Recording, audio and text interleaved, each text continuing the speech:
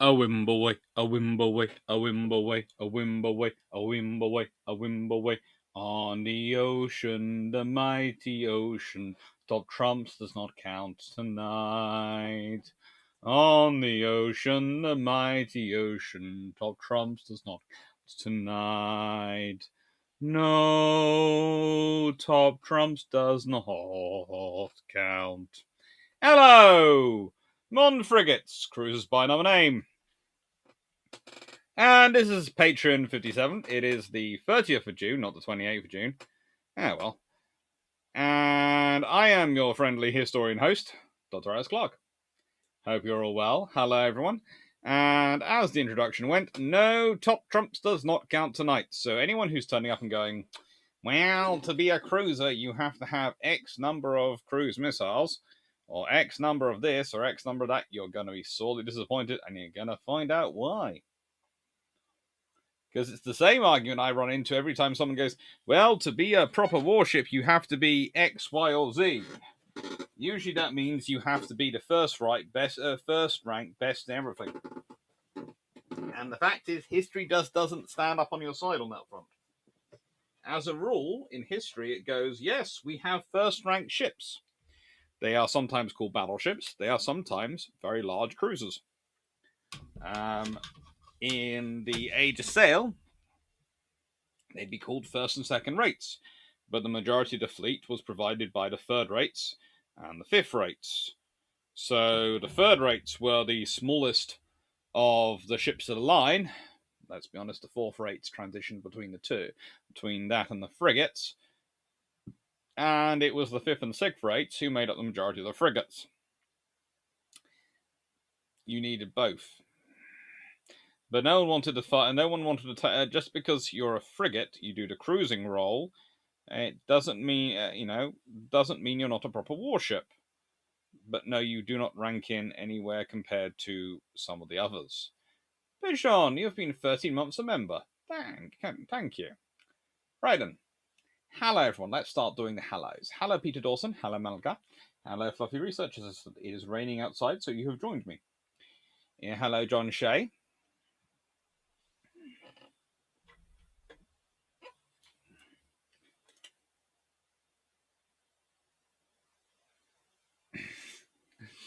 Verbally preambling.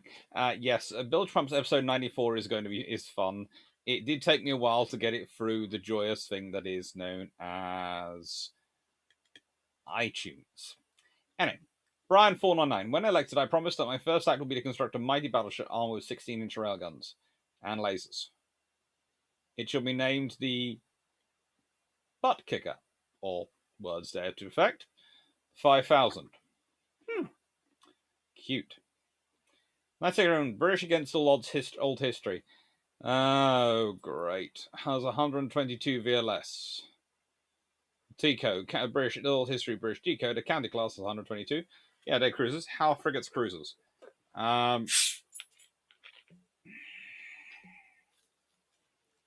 If you're doing it on VLS numbers, that doesn't make a cruiser. It really doesn't. We can start talking about this shortly, but it's if you look at any of the definitions of cruiser, at no point do they come with number of guns or number of VLS. Only in the 1920s and 30s, when we have some treaties, do we have some limitations. Even then, there's no number of guns limit on it. A cruiser could have had 2 8-inch guns or 2 6-inch guns and still been called a cruiser. It could have had 5-inch guns and still been called a cruiser if the nation wanted to call it. It had an upper ceiling on what it could be, but not a lower ceiling.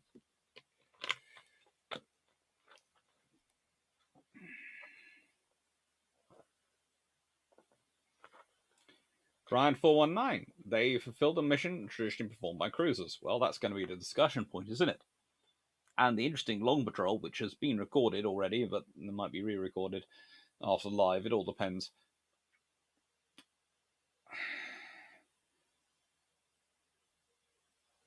The later Type 46 Centurion class arguably a double in the way to guided missile cruiser. But the next 46 is 600 foot long, 18,300 ton hull displacement, and has 364 VLS for 186 VLS tubes. Do you mean 192? Because 64 times 3 is 192. Just checking, because it might be that 2 are 64 and 1 is 48. Which wouldn't actually match in then. That would be 176. Hang on, no. Yeah, that would be 176.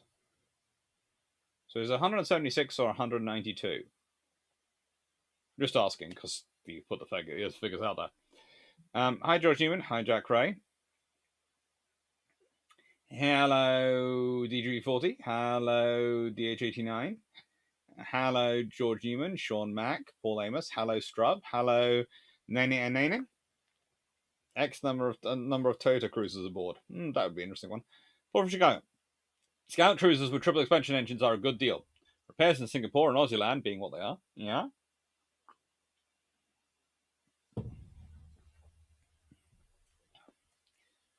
Dr. Singslate, at work today, butcher for now at lunch. Enjoy. Brian Von Knight, you don't always need the most firepower, but sometimes being seen is enough. Oh, yeah. Hi, Glenn. Yes, you should show up for this one.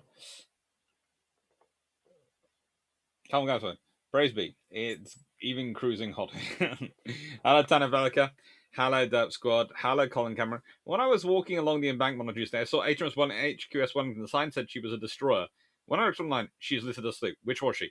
She was a sloop. She was a sloop. Was not a destroyer. She was a sloop. Those signs weren't there last time I checked. If someone has written incorrect signs, I will be up there. Me and Drac will go and visit there with some marker pen and correct them. Hi, Stephen Richards. Hello, Seneca Nero. Colin Cameron, was cruiser not just a job description, originally not a class? We'll be getting into that. Strub, modern navies have cruisers and sloops using historical definitions. Diego, won't a VLS made for Tomahawk hold a number of smaller missiles? Yes, basically large Mark 41 VLS tubes can hold a quad pack Sea Sparrow. So again, nice. You're right. It's 192, but on 18,000 tons, that doesn't seem doable. Yeah, it's doable, but what else are you doing? What other stuff is going on? 18,000 tons is quite a lot of displacement. Remember, the Zumwalt class ranks in there with depending, because I was using their standard displacement earlier, which is roughly 14,000, but their total displacement is not far off 16,000 tons. If I remember correctly, 15,900 and something tons in tons. So yeah, the nicest way, 192 VLS on 18,000 tons seems perfectly fine. Hello, John Sykes. Hello, Carl Gaswick.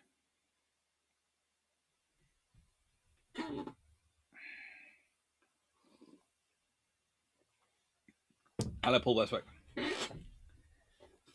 Lost the whole battlecruiser apparently in Dakota. Oops, that's not good.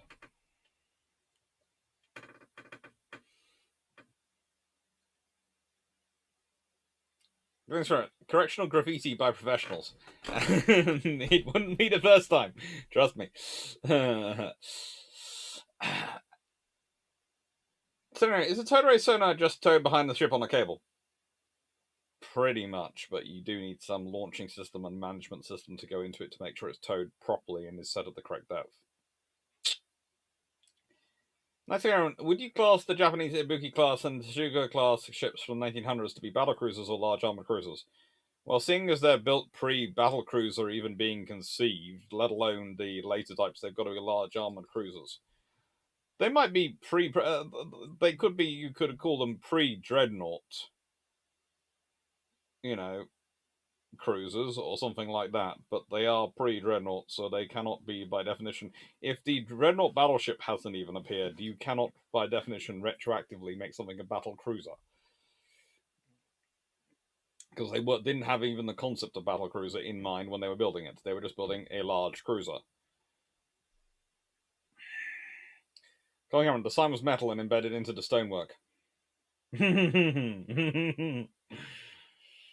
Okay, right then. Some heavy duty gear will be necessary.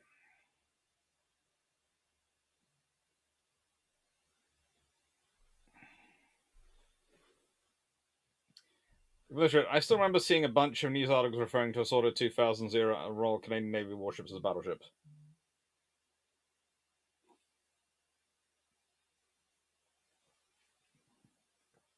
There is not enough iron brew in the world. Okay. So, yeah. That happens. It does. There are so many articles. And honestly, they're all wrong, but we'll leave that to one side. So, cruising during the Age of Sail. Okay? Normally referred to certain kinds of missions. There's independent scouting, there's commerce protection, otherwise known as convoy work, commerce interdiction, otherwise known as raiding, and presence. Now,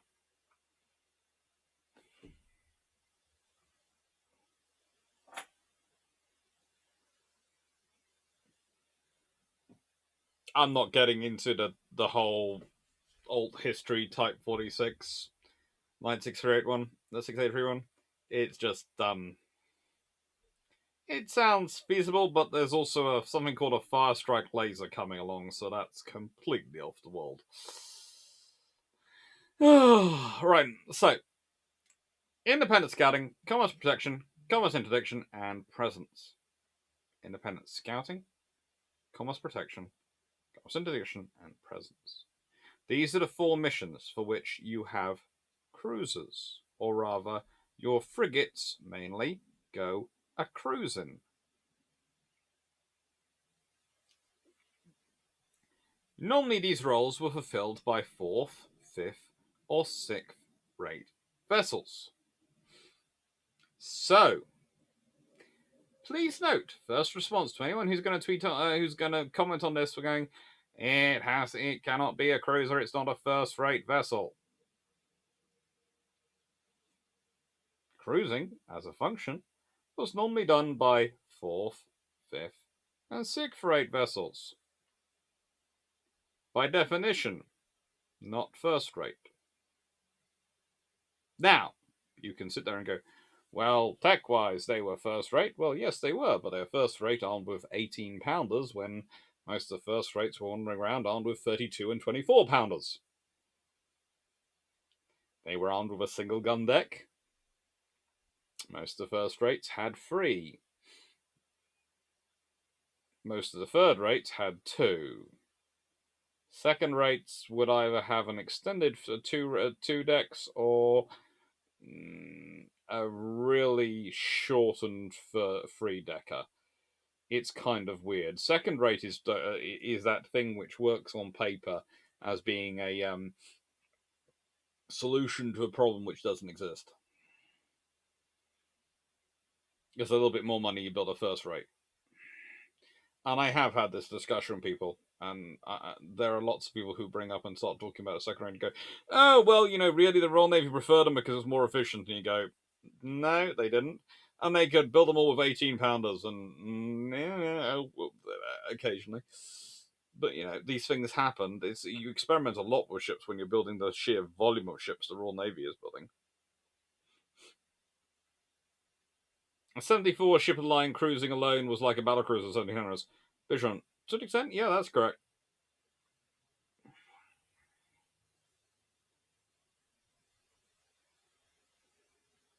Richard, I got threatened with a battleship once, but I had to correct the XO sister on the fact that the XO served on the frigate.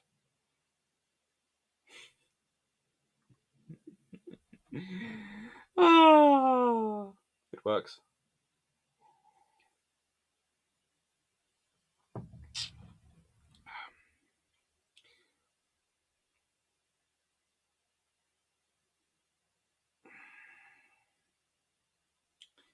So, what is the important points of these missions? Well, presence.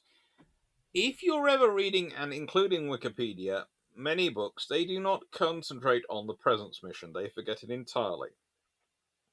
Why? Because people like to focus on the war missions, and the war missions for a cruiser or going a cruising are independent scouting in front of the fleet, commerce protection, as in protecting convoys, and commerce interdiction, as in raiding. Those are the missions they'd like to talk about, because those are sexy. Presence is what ships do in peacetime. Presence is necessary.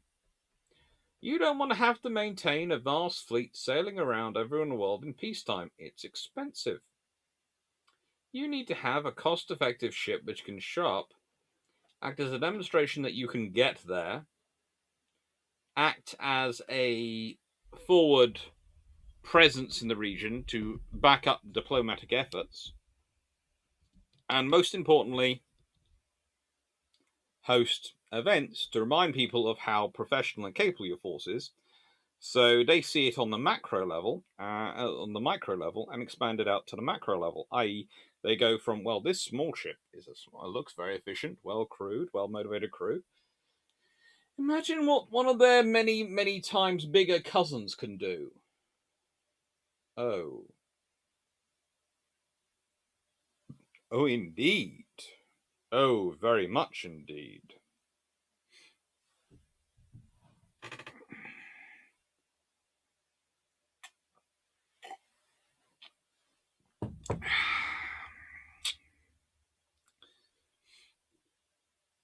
Hello, Abazaski.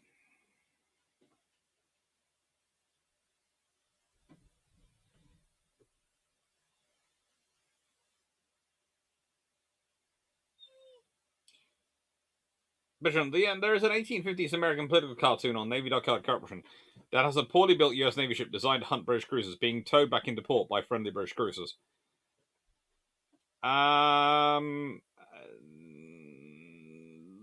That's not really an early word of the word use of the word cruiser, but that is about the time at which the cruiser as a ship starts to appear. In terms of we start to talk about cruisers, not frigates, and there's a reason for that, because actually the frigate category divides, and the reason the frigate category has to divide is because of something I'll be discussing in a bit. So, this is the age of sail. Age of sail, we talk about ships going a cruising. We don't have cruisers. But the ships which go a cruising are frigates, which rather does start to fit. It's almost, as I've said before, history doesn't repeat, but it does rhyme quite heavily. And, well, occasionally it even circles back and reuses whole things and goes, hello, yes, goes through whole processes. Right.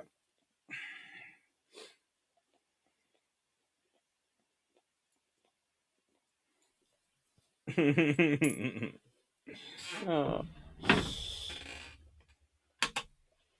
Right then. So, talking about that, here is that transition period. So, in the period when you have that definition used of cruising, you have vessels like the Trim-Comely. Trim-Comely is an age of sail style vessel. That's what you'd be thinking about doing most of your cruising. That's your frigate. Stop licking varnish off. It's not good for you. It isn't. Anyway. What happens is, over time, things start to evolve. And your frigates get bigger and bigger and more powerful. They do. Until eventually you have an ironclad frigate called HMS Warrior come out. And let's be honest, she's more powerful than most battleships or ships of the line at the time. If you have a first rate or a third rate, well, that doesn't matter. Her broadside is massively powerful because she has these very big Parrot guns and other systems. She has armor.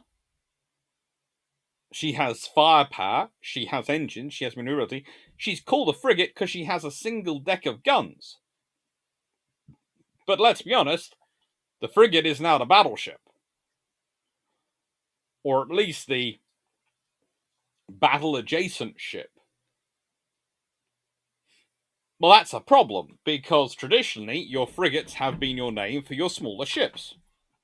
You don't want to go with corvette. Corvette sounds French. That's what the French have, the corvette. So the Royal Navy is faced with a problem. What do they build? If their frigates are now so big, they can't build them in the numbers they need to, because they are the battleships of their time. What do you build? You build a cruiser. And this is what they come up with. So this is the starting point of the cruiser, really, what they sort of look like, the Royal Navy. They are basically taking the frigate, cutting it down, and turning into a cruiser to do the cruising role that the frigates traditionally did, but now were too big, expensive, and far too important and far too expensive to be used for.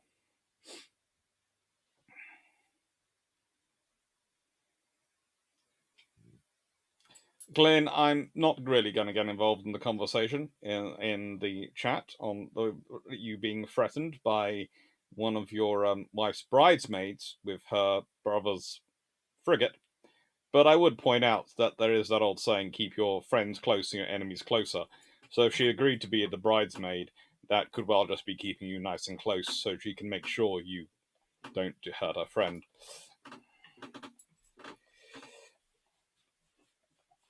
So that's where the cruiser comes in. Basically, the cruiser comes in because the frigate gets too big. It's amazing. It's almost like it goes around in a circle.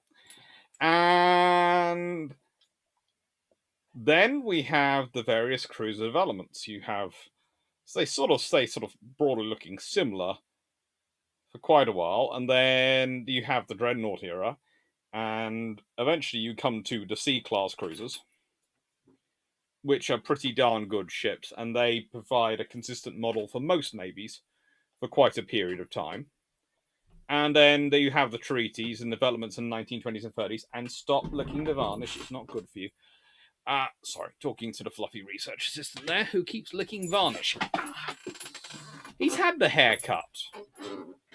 Have you know? This is what he looks like post-haircut. John Sykes, really? My fluff needs a haircut. He needs to probably stop eating so many biscuits, but I'm not going to wean you off those anytime soon, am I? Because I know my main method of control. But what you have is a consistent thing where all these ships are expected to do the President's mission. They are, HMS Birmingham, classic example. She's off in the Far East. Cruisers are deployed around the world. Cruisers are... There's no biscuit in here. There's no biscuit in this hand. Cruisers are deployed around the world. They are the global ship. They are the present ship.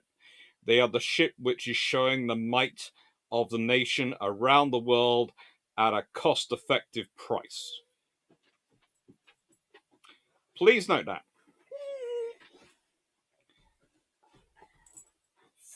Cruisers are showing your presence around the world at a cost-effective price.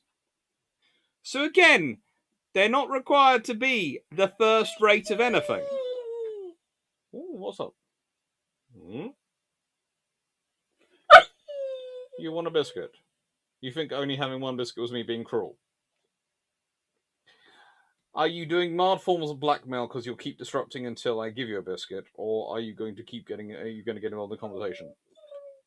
You're going to get involved in the conversation, do you? What do you have to say?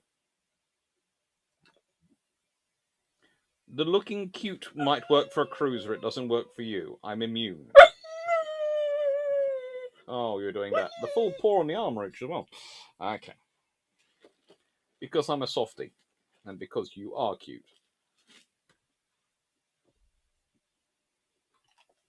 I'll let you out in a second as well, if you want to go.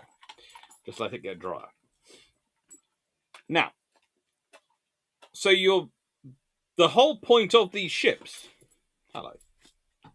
was they were not the big, expensive ships. They were not the capital ships. They were supposed to be... Okay, I'm not going to use the word second rate because I spent a couple minutes earlier basically saying second rates were really not that good of ships. But they were supposed to be vessels which were able to look after themselves, but were not, and I put this politely, not meant to fight the enemy's first-rate ships. You'd have battleships for that. You'd have your ironclad frigates. I will let you go outside.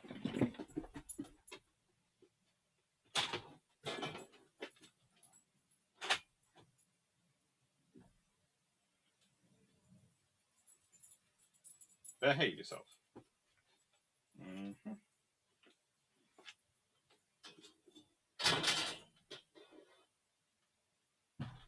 I stick that there.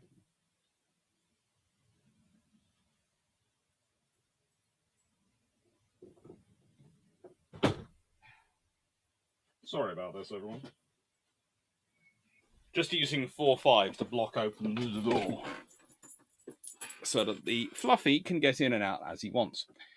They were not supposed to be the ultimate ship. They're supposed to be a good representative of you as a nation. They're supposed to have a good chance against all comers. Hence, this lovely ship has 12 6-inch guns and has torpedoes as well. So the torpedoes are its threat against capital ships. But the fact is, to actually use them, it has to get to the range of the capital ships, and the capital ship's guns can outrange its torpedoes, but it still carries them because that gives it a chance. So that means you can't be 100% sure you'll win if you're a capital ship. You probably will win. If you're a battleship or a battlecruiser, you'll probably win, but you might not. And the 12 6-inch guns gives them power against cruisers or anything less. So that's the point. We start looking through these ships.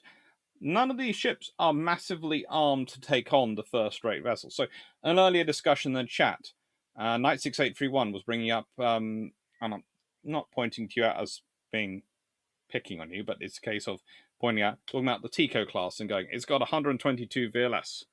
So how can a frigate be a cruiser if it doesn't have 122 VLS? Well, in many ways, that's a sort of, how do I put this, a very prescriptive phraseology to start using on the cruisers. Though by tradition, they were never the ships with the most firepower. There were other ships which were around which had more firepower. And it's kind of a strange scenario that it was actually, you can argue, the treaty system, the lack of construction of capital ships, and then post-World War II, the fact that no one else was building capital ships, as in battleships, so they stopped building them. That made the cruisers suddenly become the top of the line. And it was a case of, ooh. And at this point, destroyers and frigates had appeared. And destroyers were supposed to be general-purpose ships and had suddenly morphed into air defense assets, slowly. And frigates were anti-submarine assets. But as a rule, the destroyers were also ASW assets and were general purpose, and the frigates were general purpose. The destroyers all carried various versions of anti-submarine mortars and torpedoes and general purpose guns. The frigates carried some general purpose guns, didn't tend to carry torpedoes, carried anti-submarine mortars. Depth charges fitted all round. So by 1982, we have this definition.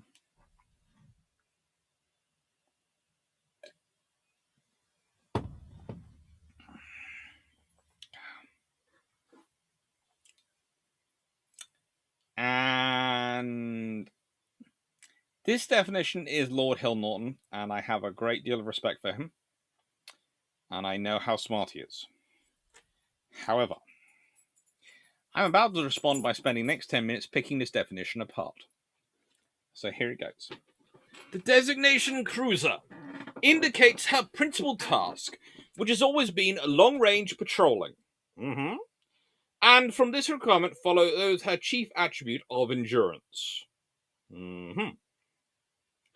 A cruiser must also be large enough to keep the sea in any weather, fast enough to be the eyes of the fleet, to scout in the shadow, to overhaul the enemy in a chase, and powerful enough to overwhelm the enemy with her guns, though not so to slog it out in the line of battle against heavily armed ships. A maritime island nation like Britain, with vital worldwide interests, has always been particularly vulnerable to Garda course, and the attack on a merchant shipping on which her life depends. Thus, the cruiser became commerce destroyers as well as commerce defenders, the weapon of both the weaker naval power and the stronger. In the Royal Navy, the cruiser has to fulfill both functions, performing her traditional task of protecting the country's merchant marine from interference and at the same time denying the use of the sea to the shipping of her enemies. To predominantly land power, cruiser warfare was the usual secondary form of offensive. To maritime power, it was often, and of necessity, defensive. Okay, so let's start off with this is written in 1982. And it's a very traditionalist approach on a definition.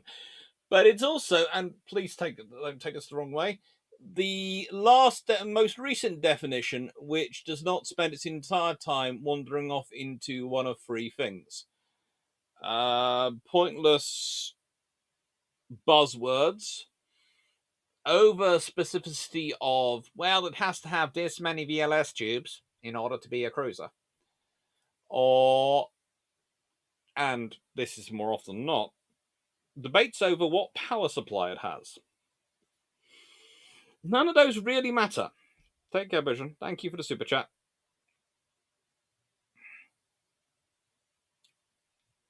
But it does work as a starting point. Let's see. Chief attribute of endurance and patrolling. I'll accept that. Cruisers were supposed to be for the President's mission. And commerce interdiction. And scouting. So that's all endurance. Cruiser must also be large enough to keep the sea in anywhere. That seems sensible. Fast enough to be the eyes of the fleet. In an age when we have aircraft carriers with aircraft, jet aircraft, helicopters, satellites, submarines which are nuclear powered. I'm not really sure eyes of the fleet and scouting are still there. And I would argue that in 1982 they weren't still there. Thank you, Glenn. Becoming a supporter. The scout and the shadow to overhaul the enemy in a chase. I don't think anyone's going to be chasing enemy down. If they do, they tend to use helicopters for it. To shadow, actually, there is something in that. There is something in being able to shadow enemy ships. If we consider every time a Russian ship wanders through the English Channel or something like that, they do tend to need to be shadowed. Okay. Powerful enough to overhaul the enemy with her guns. Missile age, but having some decent guns and general purpose firepower is useful. They're not to slug it out in line of battle against heavily armed ships. So I presume, if I was going to put this in a modern definition, enough firepower to stand on her own, but not against most. Stand on her own in a 1-to-1 engagement and stand a good chance, but not so much firepower that she's going to take on an enemy task group solo.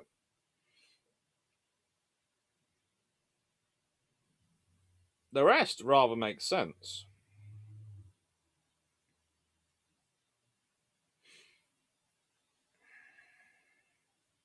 Andrew, is it fair to say, to some extent, that the last true American cruiser was Long Beach?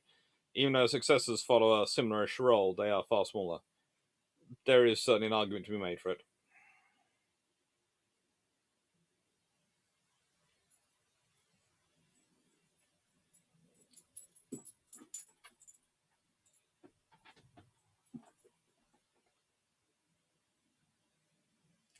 Sean Gummy, kind of sounds like a food chain that had its apex predator removed, so everyone else gets a bigger range of actions. Pretty much.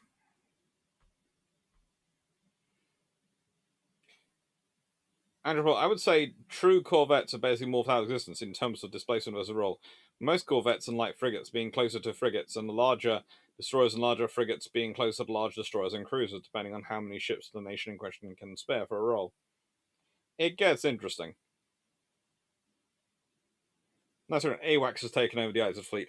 I would say AWACS has taken over the airborne early warning of the fleet and the active radar of the fleet, but I don't think it's taken over as the eyes of the fleet in terms of scouting and reconnaissance. It certainly does give you a wide field of view, but scouting and reconnaissance tend to be beyond the range of AWACS. If you're within the range of AWACS, then you're well within the kill range of that task group. So it's no longer scouting you, it's monitoring you. Oh, too. I'd argue that scouting duties on technical level have been superseded by shipborne helicopters. Yep.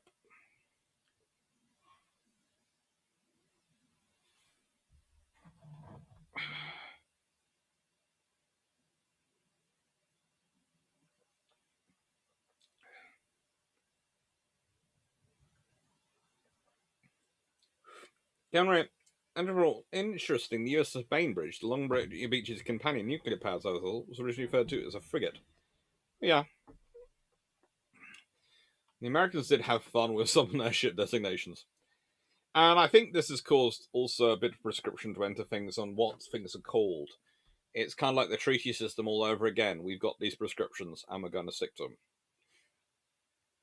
And they do stick to them. They really do stick to them. Now, so, from this, what is a modern definition of a cruiser?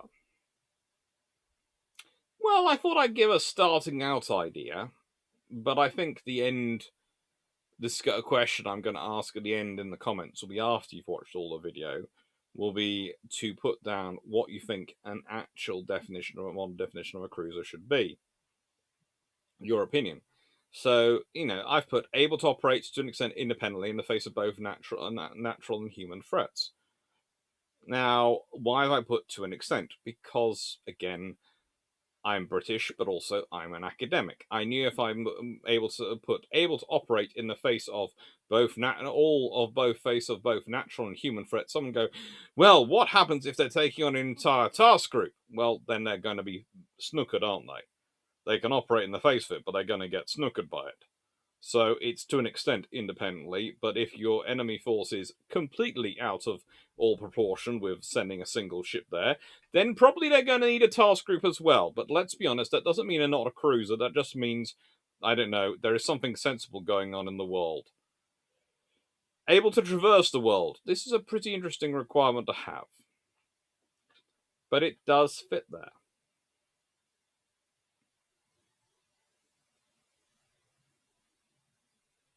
It does fit there. Able to act as picket or command ship in a task group. Again, it fits there. Now, the thing is, people are going to start coming in and going, oh, cruisers are anti-air, anti-ship. Are they?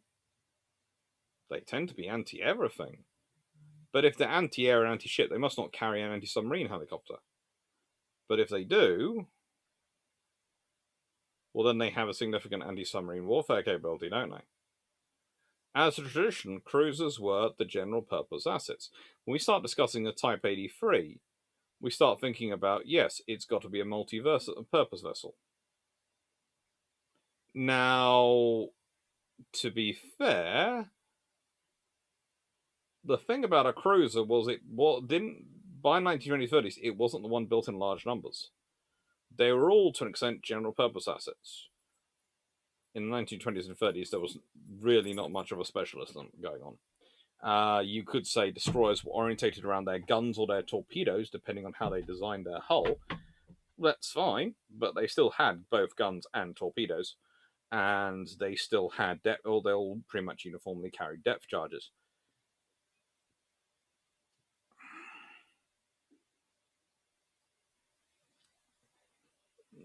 But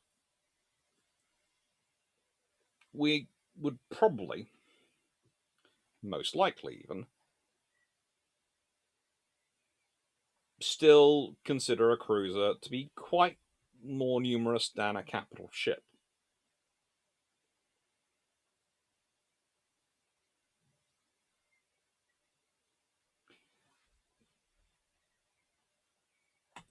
IO2, in the language of this channel, we use the phrase frigated up. Mainly because I have little cousins watching. And also because it's become quite fun to work out what naval terms can be used instead of other terms. So we can say you were cruisered, or frigated up, or frigate, or various other phrases can be used, interspersed instead. It's basically a challenge I set the channel.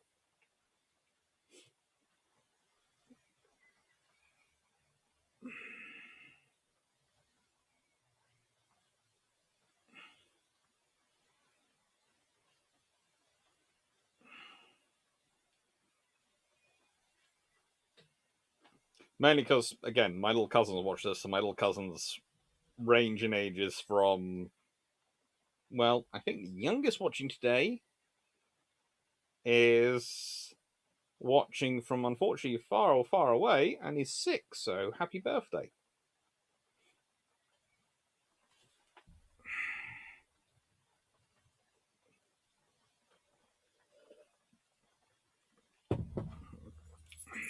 Would the new Type 26 and Type 51 be guided missile frigates? We're going to be getting into those. Well, into the Type 26 more than Type 2031. Are you running out? Excuse me. A second. Are you running out in the rain? Your mummy is going to be very upset with you. Come on in. You've got an ear infection. Don't be an idiot. Come in. Do I need to close the door? Okay, I will close the door. That will stop you being an idiot.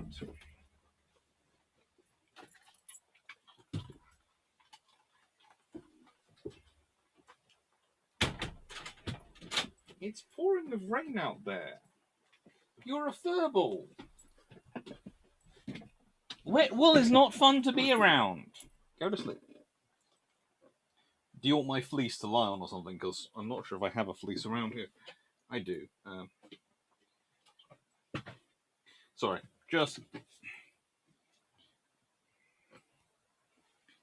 Sorry, Justin Craig. You're a very nice company to work for. I'll wash it before I use it. Go on. There you go. You've got a fleece on the floor for you to lie on. There you go. So.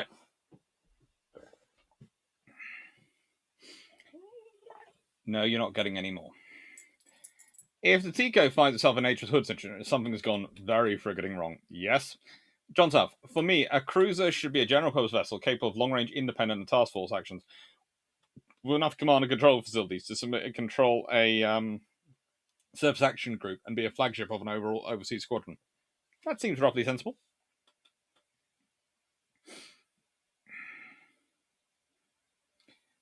Ken Ray, to what extent should sensors be included in classification of ship type? Well, there's certainly going to be something I'm going to be discussing as we're going through. But that's actually open to debate and open to discussion. And not really something in Long Patrol, in the current recording of Long Patrol, I have used a lot. I've talked more about weapons and capabilities than I've talked about sensors in terms of specifics.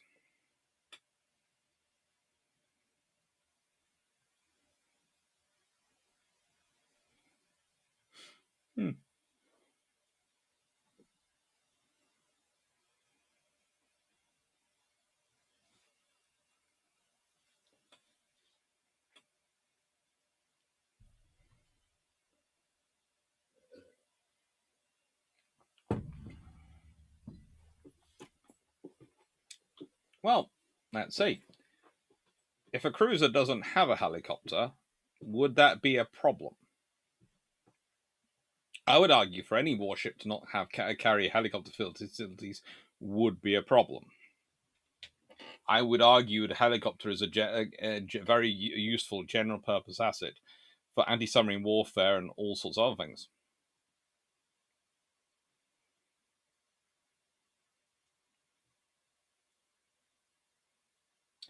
For me, the old Type 82 HMS Bristol would have been a cruiser if it had a hangar for its helicopter. I think you mean Belfast is the town class cruiser from World War II, sitting on Thames, and is one of the names of one of the new city class Type 26s.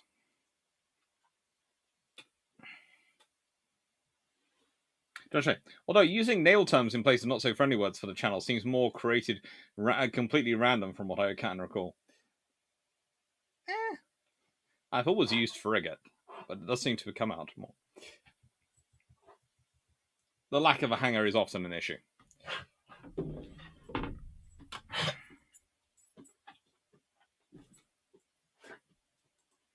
I'm avoiding the legal definition of a cruiser from the London Washington Naval Treaties because they're weird. But let's start off with the Ivor Hutfeld class.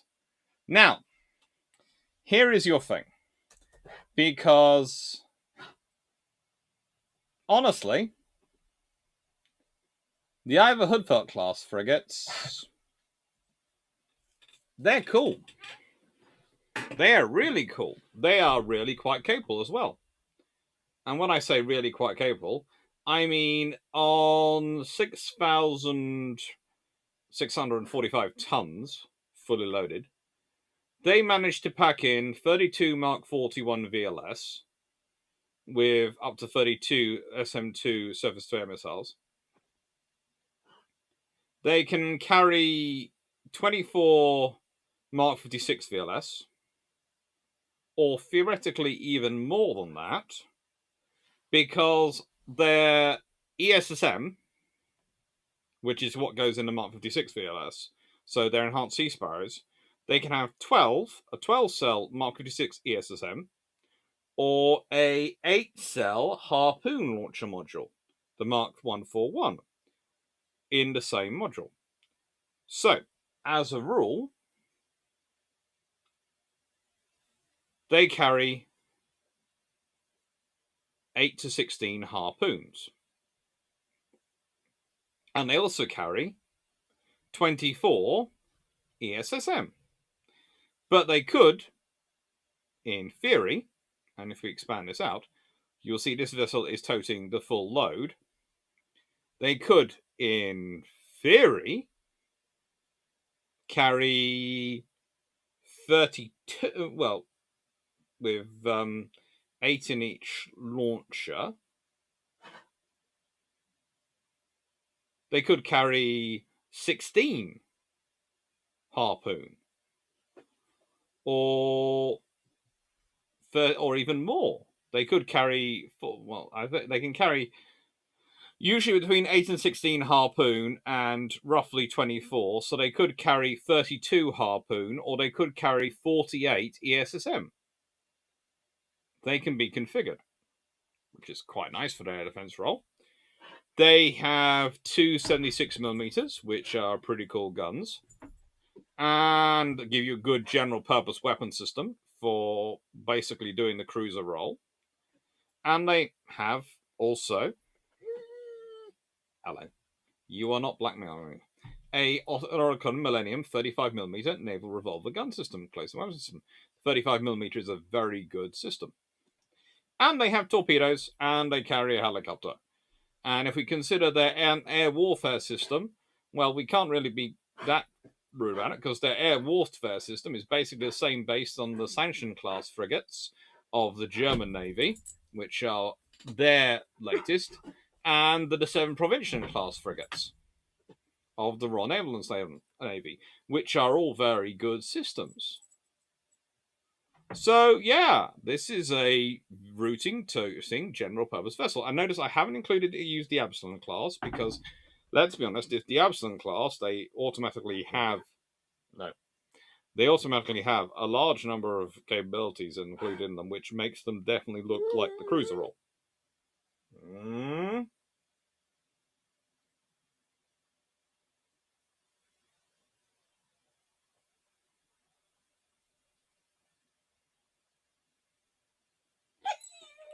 Thank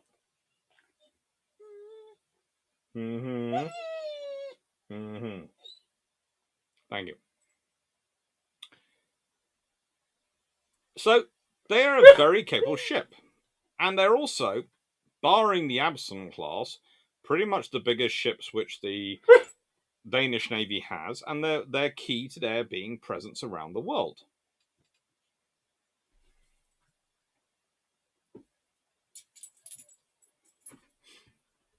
And they're very capable for that. Now, yes, they are also the model for the Type 31, which is kind of interesting when we consider the Type 31 coming through. And I do wish the British were buying into the Stanflex system, because I could see that making Type 31, Type 32, and ROPVs an entirely different and far more useful kettle of fish. But leaving that leaving that all to one side,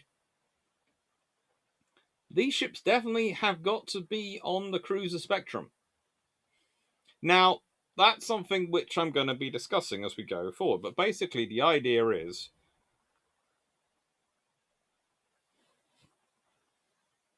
there is almost a sort of curved spectrum. As vessels have more general purpose capabilities and become larger, whether they start off in the destroyer, air defense end, or the frigate end, they sort of push up along this sort of curved arch of a spectrum, which I'm going to call the cruiser spectrum. So I would say the Overhoodfeld class, whilst being called frigates, quite possibly are on the air defense end of the spectrum, but NATO has designated them as frigates with F rather than the opposite of what they've done with the Horizons, which is giving them a D, despite them calling them frigates. And probably they sit sort of, broadly speaking, somewhere in that middle of that spectrum, because they are built as cruisers, or rather for the cruising role. If we consider their endurance, especially, and that's what I really think about, is that 9,000 nautical miles at 18 knots. They can go from Denmark to the Falkland Islands and still have fuel. All the way at 18 knots. That's very, very good. That's a very useful presence mission profile ship.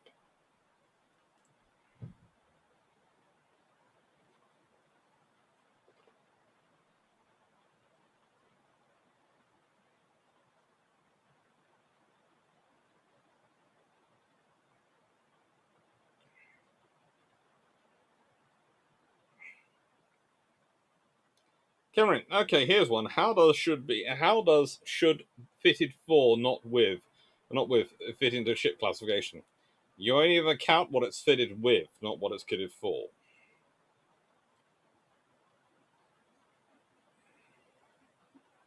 So don't forget, any of the early books only had flight decks and no onboard facilities. So DTGG, not a cruiser. Early books don't come to the end.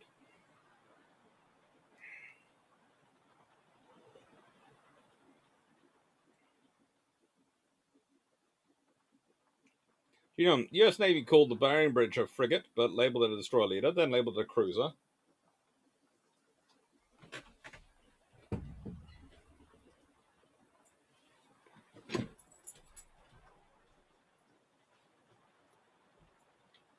Oh. Oh, doodles. My gutter's overflowing. Sorry about that. That's annoying. I'm going to have to get up there and sort that out. The hedgehogs come out. The point of having a hedgehog in a gutter was so that they wouldn't overflow, wasn't it? Yes. Good job you're not sitting out there, because that water's pottling right down where you like to sit. Mm-hmm. Right.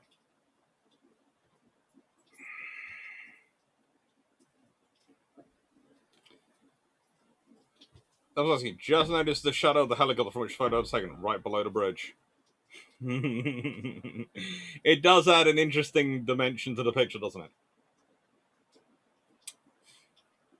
But ultimately, yeah, these are so thick. These are so frigating cruisers, it's beyond belief.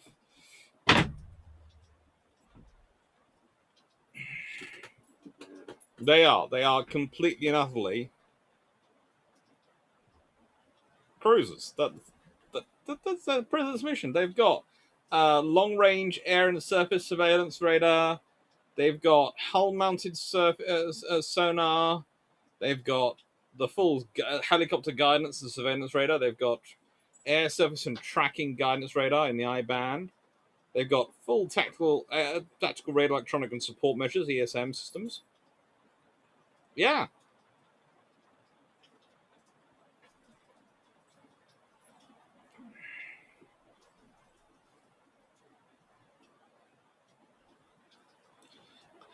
I would say one of the things we've got coming in, and this is a debate which I'm seeing and I'm involved in constantly through bilge pumps, etc., is the debate over sustainment of combat capabilities.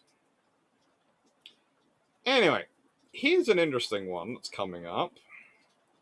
And debate over sustainment capabilities is basically, yeah, in theory, we want all these super weapons, which are missiles, but they take ages to build. We don't have many stockpiled, and we are worried we're going to run out of key components. So no, we can't do that. So yeah, expect guns to make a return once people start to realize that wars might not be over in 5 minutes.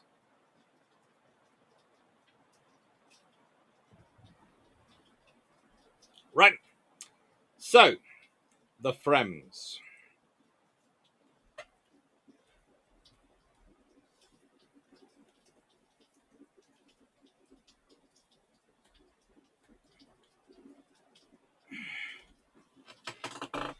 Technically, the Frem multi-purpose frigate, or pronounced as they are in Italian, Fregate European Multimission. In Italian, Fregata Europa Multimission.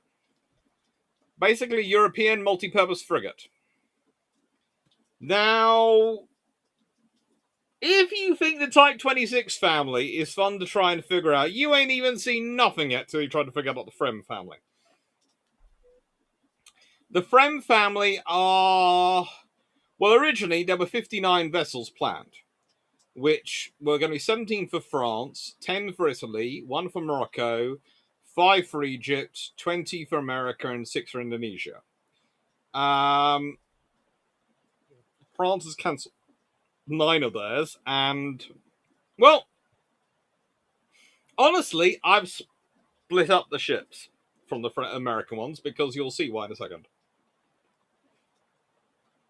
Now, generally, the Ivor Hoodvert class would have to be the most cost-effective cruisers ever built.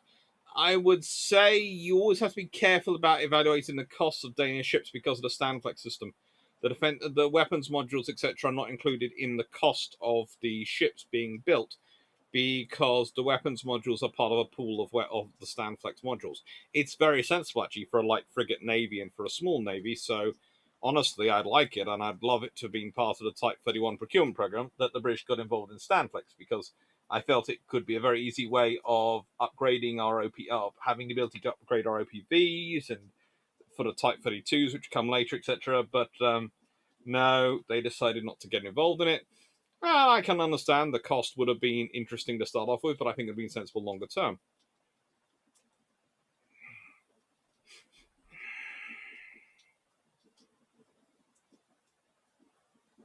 Good Kraken. Which naval tradition are you using to label cruiser, frigate, destroyer? US labels are different than Euro labels, which are different from Maritime labels. I'm not using a tradition. I'm using the definition of cruising and the definition that I've established by looking at the various definitions and transitions of cruisers and what they've been had to do historically.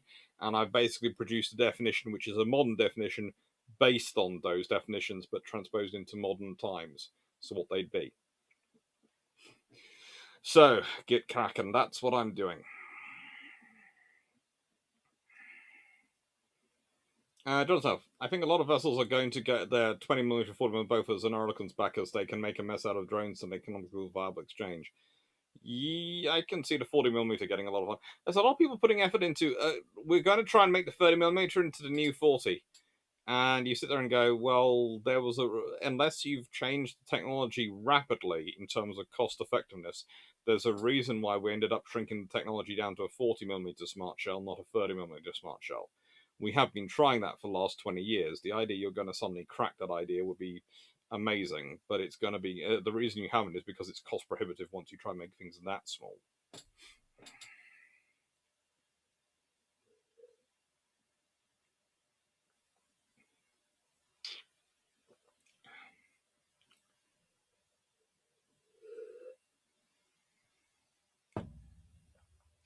Why is the bridge hidden behind the gun turret or whatever that is?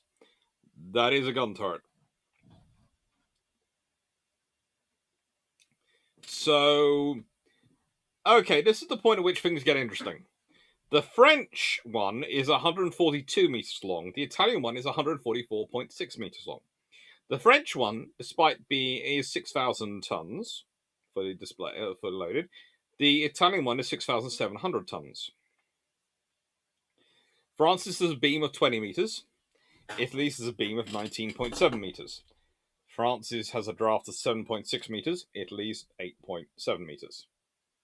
Both of them are variations on combined diesel, electric, and gas power supplies. Although they have different types of electric motors and gas generators. Basically, everything's being done for national construction as much as they can. The French one can go in excess of 27 knots. The Italian, in excess of 30 knots. There might have been some national competition involved in this. The French one has a range of 6,000 nautical miles at 15 knots. The Italian has a range of 6,800 nautical miles at 15 knots. The French one has a complement of 145. The Italian has 131 in the general purpose version and 133 in the ASW version. And they can have 14 crew for a single halo, but they go up to 23 crew if they have 2 halos aboard.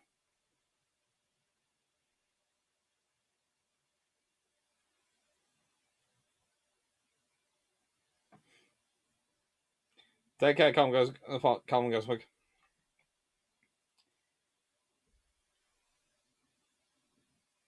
No worries, Stafford. Hope you get your younger brother something nice. This is the FREM program, okay? And we don't even want to get into the combinations of various missiles, etc., but the anti-air version usually has roughly 16 cells, A50 for Aster 15 anti-30 missiles.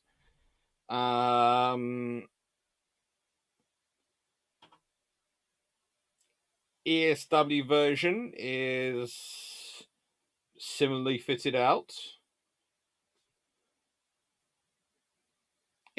It's one of those things, you go through the guns, you go through the missiles, you find out good general purpose ships. I wouldn't consider them massively overwhelmingly capable, but there again, we've already established cruisers don't need to be. The whole point of a cruiser was it wasn't a first-rate, second-rate, or third-rate ship in a line. For cruising, you sent out the frigates. The whole point of the cruiser, when it was built in the 1860s and 70s, was the ironclad frigate was now too expensive and was pretty much the battleship of its day. So you needed to have something else to go out and do the job of cruising, of presence. Okay, so you built the cruisers. And if you look at the 1920s and 30s, and even World War I and World War II, they're not the capital ship. There are far bigger, more powerful ships out there than them. They are there for the presence mission. They're there for going and doing solo missions and being able to do diplomacy. One thing I would say is these ships look pretty darn good. I would add also in terms of guns,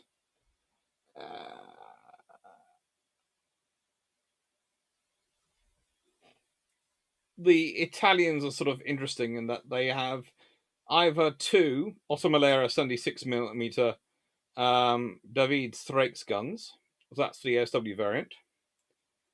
And for the general purpose variant, they have 120. Well, they also have a 127mm gun and a 76mm gun.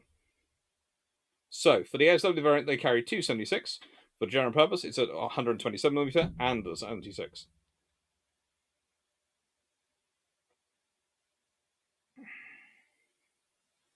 So yeah, 3-inch gun showing up again. Here is the Constellation class. Now, why have I included them in this? Well, because of this. This is a FREM. This is a FREM. This is theoretically based on this.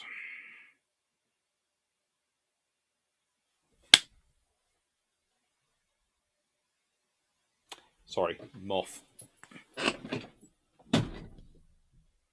No more. But does this look like this to you? Anyone? Anyone looking at these ships and going, you know what they look like, family? Now, there is a reason for that. Once we start looking at them, the Constellation class is basically being used as an homage. Okay? We're basing this on an existing design. But by the way, ours is going to come in 7,291 tons fully loaded. So, in other words, it's going to displace 600 tons more than the Italian's heaviest version. It's going to be 151.818 meters, which means it's pretty much 10 meters longer than the French. Pardon me. That's the trouble. I've had the poodle jumping up on my stomach all day. It does give one gas. And you don't realize until afterwards. Oh, sugar. And it can do 6,000 nautical miles at 16 knots. Now, it does have the combined diesel and gas, diesel, electric, and gas propulsion, which is all good. But it carries 32 Mark 41 VLS cells, with all the things that can be fit in there. 16 canister launched over the horizon anti-ship weapons. It's going to have rolling airframe missiles. Its one issue is it's going to have the 57mm as its main gun. Now, why is that an issue for a cruiser role? Because I said already, doesn't matter if cruisers are the biggest guns or not on the block. No, but they do require something which is sensible.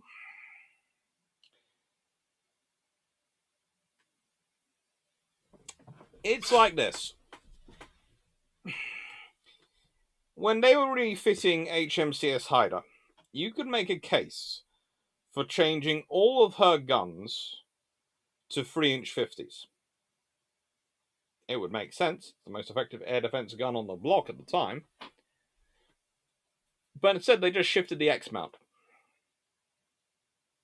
And the A and the B mount became 4-inch guns. Why? Because the 4-inch has status. 3-inch just doesn't look big enough for presence. You and I know, at that time. Today, the 3-inch 76mm does look quite big and mean, especially once you add in some of the dart and the various other firepower. It's very effective. Let's be honest, a 127 is far better. So the 127mm general purpose Italian FREM is definitely on the cruiser spectrum. The two 76mm armed anti-submarine warfare variants probably are as well.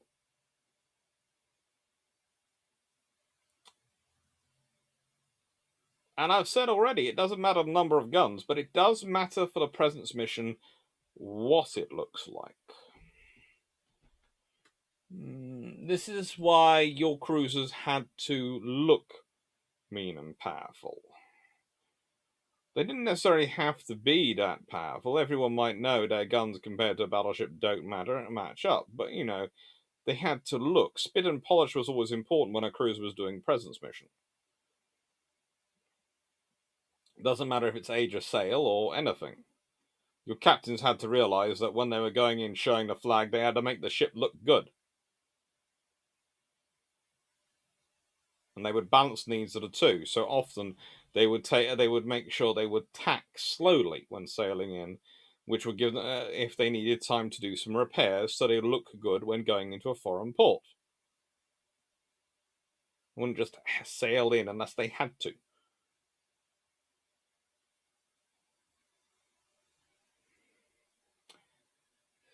So the 57mm works fine if you're talking about a sloop. It works fine if you're talking about a flag frigate, which is what the British are talking about with the Type 31, let's be honest. It's going to have a 57mm and two 40mm. It's a flag frigate. We've been over this.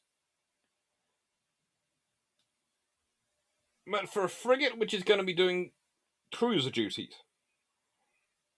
by default, because the US Navy always ends up with frigates doing cruiser duties. It's Oliver Hazard Perry class used to do cruiser duties. And they, of course, had their gun mounted in a very weird spot. It's very difficult to do gunboat diplomacy when your gun is mounted on the top of your ship and goes around and goes, "Hello, I have limited fields of fire. The same person put me here as put the position the third turret on the G3 design. Not sure who they are, but they have this idea that guns just need to be put on a ship to be useful. They don't need to have a field of fire."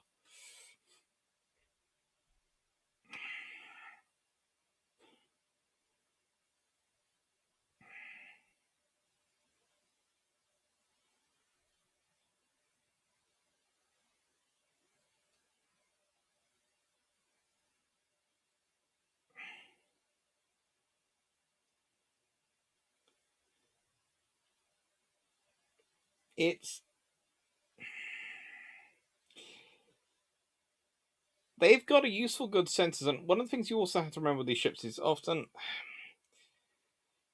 in a nicest way, if you turn around to any modern nation and you tell them to get second grade sensors, they'll look at you as if you're weird for any kind of big ship. This is one of the reasons why the sensors don't match it. Yes, they might not all be the same amount of power and wattage, and therefore not same capability, but they're going to have a lot of processing power behind them, a lot of capability, especially if you compare them to a generation ago. But your main gun being a 57mm works well for an LCS. It doesn't matter because they're always more sloop than anything else. But for a frigate, which might have to do the cruiser role,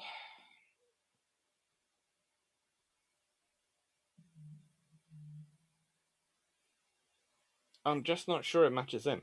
Again, people are going to point out Type 31 and going to go, well, that's going to be forward based, so that's going to have 57mm for main gun. Yes, but it's going to be forward based, doing almost sort of the sloop role, the cruiser role, the impact diplomacy, the turning up to when there's a situation to go, excuse me, is probably going to be done by Type 26s and Type 45s or Type 83s, not by the Type 31s or 32s.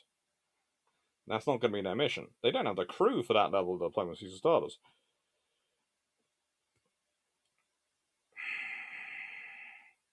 So yeah, I'm worried about the Constellation class. They will have to be used as cruisers because that's what the US Navy's got so many commitments around the world. It's the problem of being the biggest presence and relying on that presence for your world position. You need to be present, but the trouble is, it's what you're getting present with.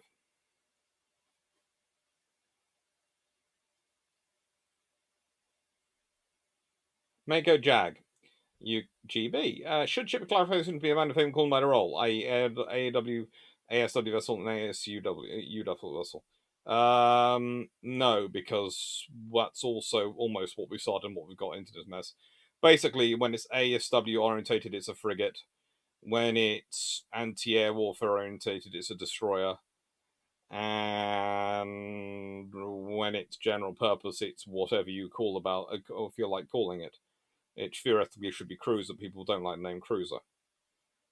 The whole point about this is actually it's not the war fighting capabilities of these ships or the war role of these ships. It's more about what their peacetime capabilities are in terms of the presence mission. Because that's what more defines the cruiser. The cruiser is more useful in peacetime than it is in war. You have a cruiser for doing the subsidiary missions in wartime, but the capital ships do the fighting.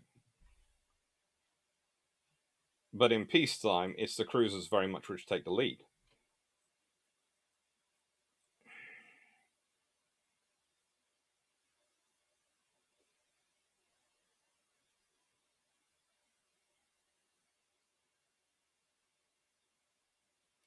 Cockbay, if the modern frigate is supposed to be the Age of Sail frigate, Age of Sail sea and cruiser, what is the modern destroyer supposed to be? That's the discussion for later, but honestly, they're all cruisers to an extent these days, because you don't have enough ships to not to be. This is the 54A Jankai. Now, I wanted to put this vessel in here not because it is a cruiser. It really isn't used as a cruiser and really isn't designed as a cruiser. But this is what a frigate is. And that's sort of your baseline. So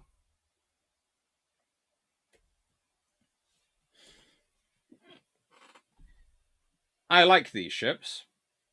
They are 3,963 tons full. They're 134 meters long. They're 16 meters in beam.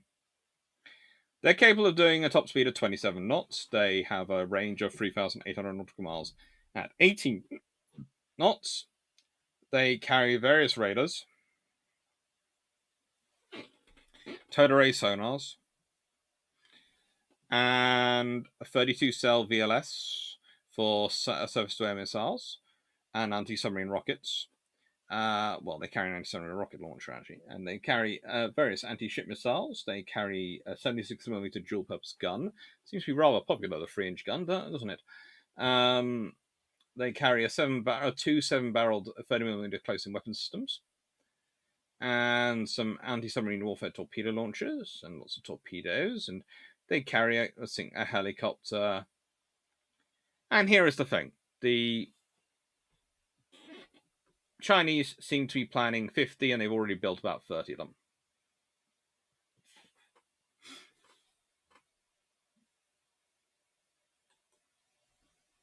And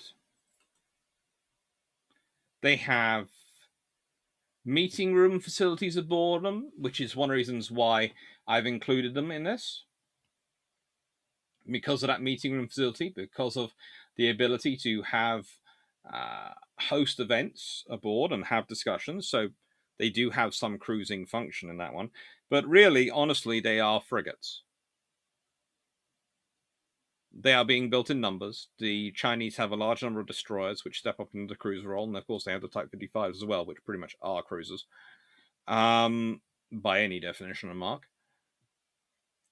But these ships have some function to the cruising role, but they're more limited. They are the presence ships in their local area. They are the task group asset ships. They are the things which make your submarine warfare very expensive because they come in, let's say, at roughly $400 million, roughly, which is roughly, let's say, for the sake of argument, 300 roughly million pounds, which means for the development and construction cost of an Astute class submarine, you can pretty much have 3 of these, which is a problem.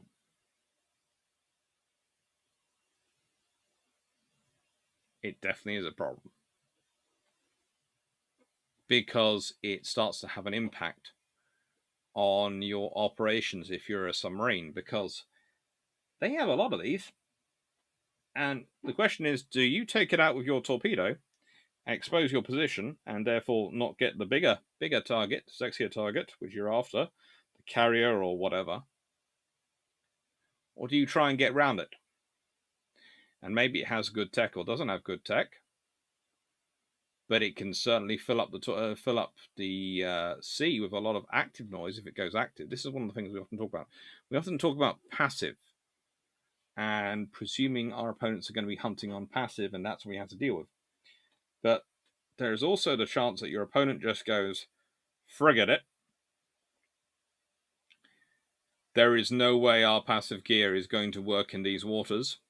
Let's just go active with every sonar we can, fill the subterranean up with so much noise it fries every fish in 100 miles' brain, but we will definitely find any submarine which is hiding out there.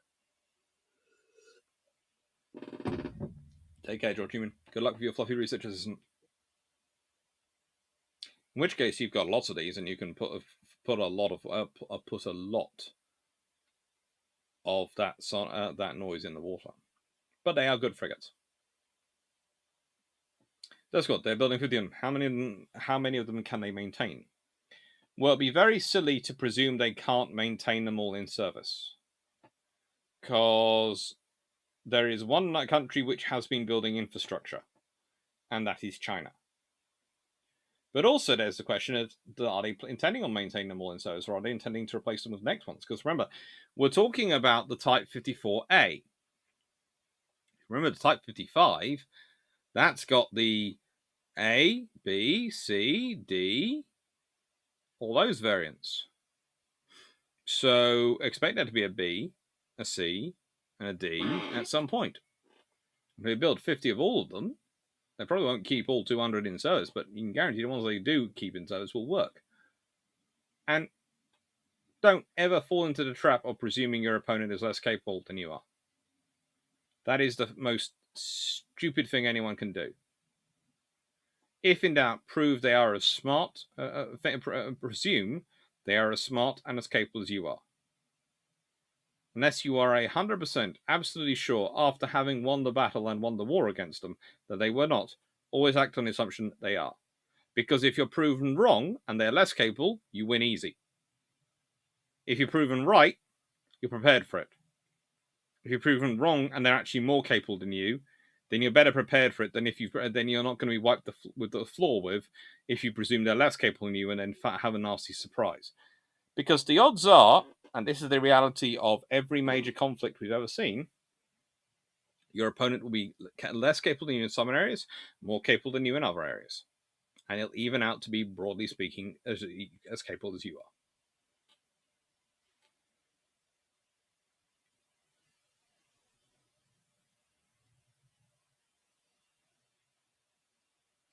Mecha Jag, if the MD came to you and said, "Design us a navy fit for what we need, i.e., Globrin," what would our navy look like?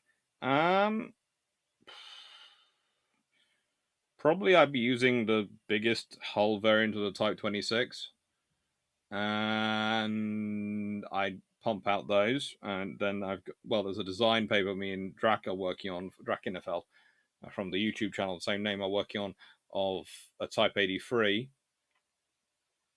And there's another project which I've got on in terms of submarines, etc., and what I do on those. So I've done a couple of videos around that. You can find, broadly speaking, what my Royal Navy would look like. I think I did one as a thank you for getting to 4,000 subscribers.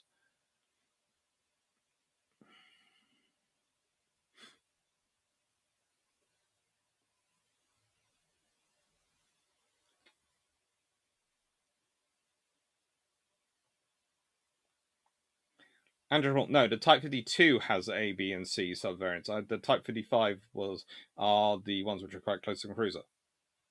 I'm sure I said the 52. Oh no, I probably got it. I might have got it wrong.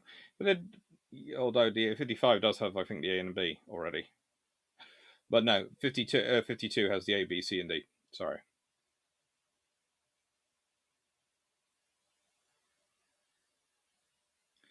Thank you, Kevin Ray. Very kind of you. That's good. While I worry, I understand the plan is building ships faster than they can build maintenance facilities. So as you say, hope for the best, prepare for the worst. The fact is, they are building the maintenance facilities. They are building ships faster than they're building them, but they are building the maintenance facilities, and that's the important thing to think. They're actually making an attempt to do it. They might not be able to do it right now, but can you presume they're not going to? They're actually building it, whereas we're not. We're cutting our facilities.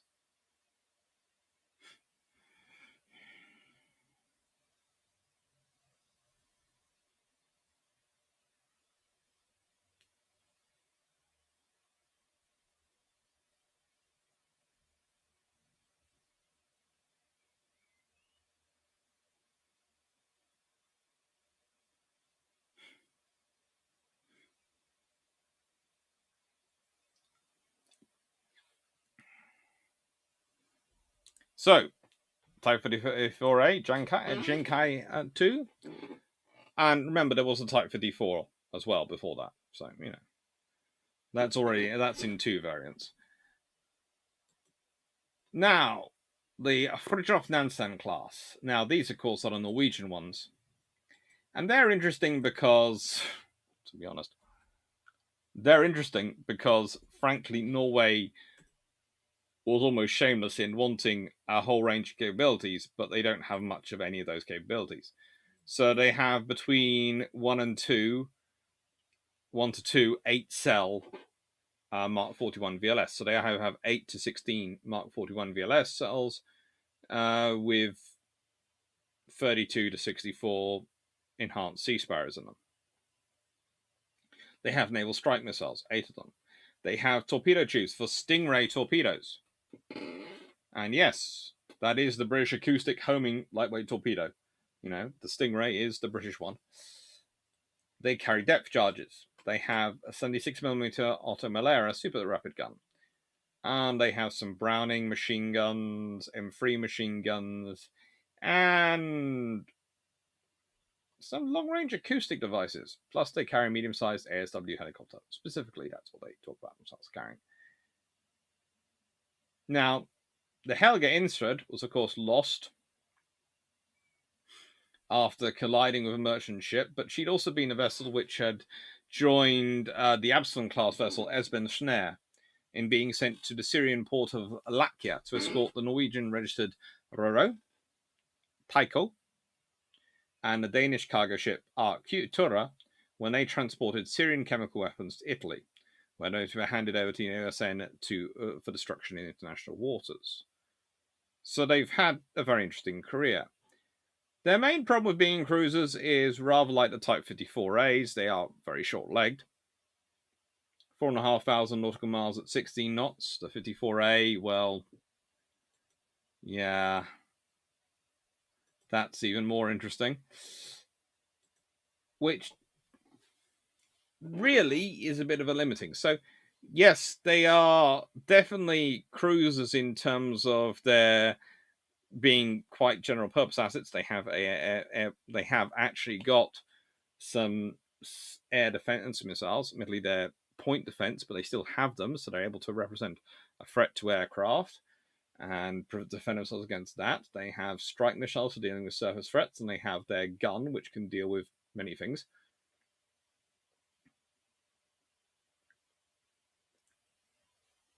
But yeah, I would say in many respects, this is a ship which is a product of its era. It's a product of the 1990s, early 2000s thinking of the world was going to be full of wars of choice, that you were never going to have to fight anyone really. What you needed was to have enough capability to look fierce and look capable on paper so that you were able to claim you were capable. But really, they are very underarmed for their size and for their role. And for the fact that they are the Norwegian Navy's big ships.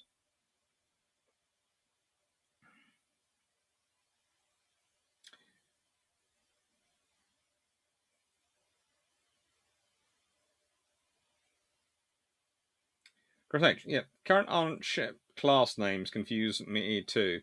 My brain derps when things are classes just numbers. You have to remember the Type 26 is also known as the City class. Type 23 is the Duke class. The Type 42 was also the City class. Type 45 is the D class. Not sure. Type 83 they haven't given a name yet.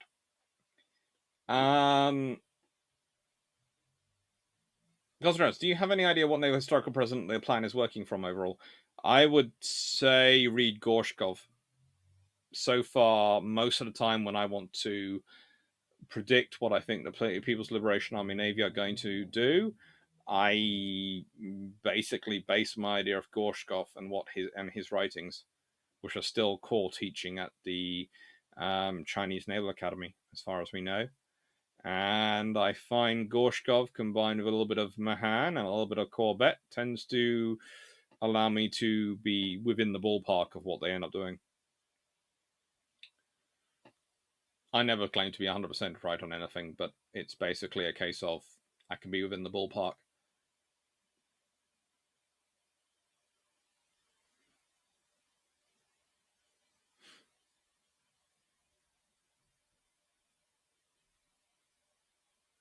With 57mm, one can reach roughly 20 kilometers with smart shells. 76mm just below 40 kilometers, and 127mm 80 to 100 kilometers. It's fun.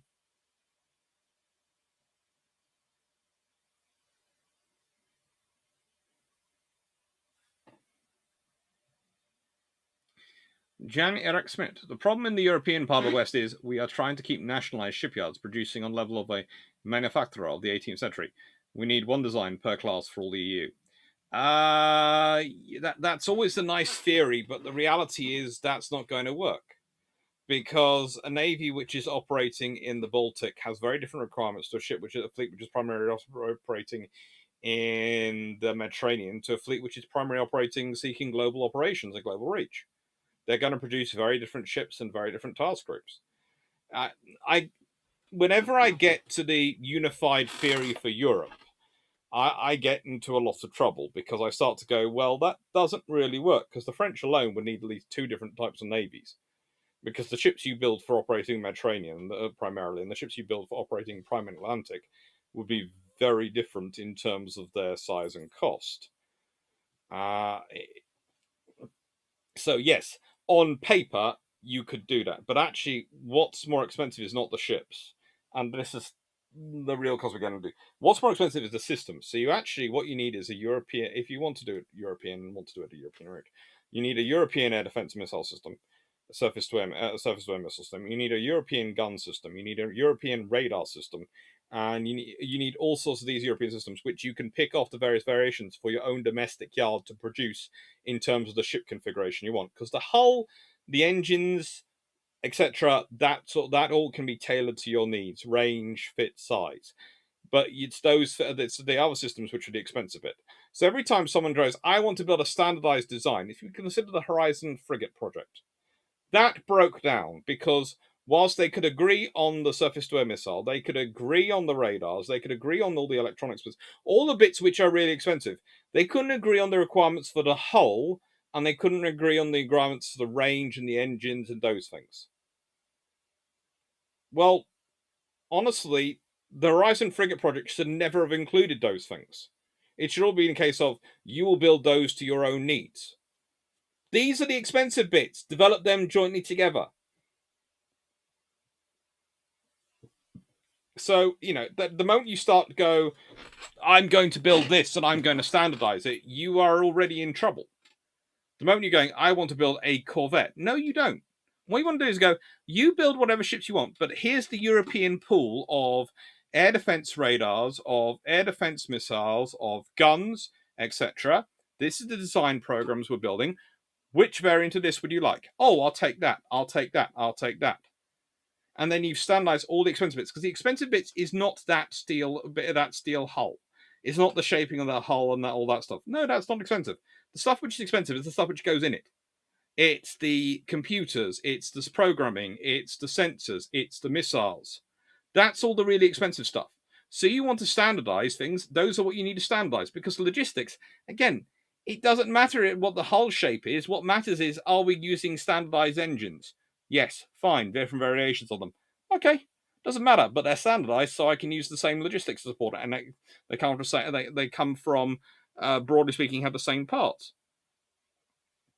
You are not going to get people on side to shut down their domestic yards, but you can get people on side to build a pooled program of sensors and weapons. Sensors and weapons.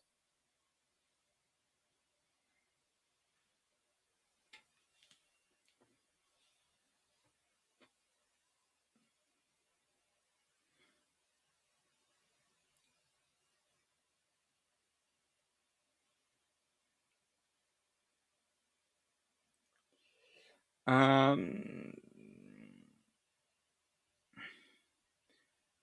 Doc, would the frigate now be more of a modern version of a coastal battleship? Honestly, I would say it's in that spot, in that ballpark. I wouldn't say coastal battleship. I would say coastal defense ship in terms of their arming.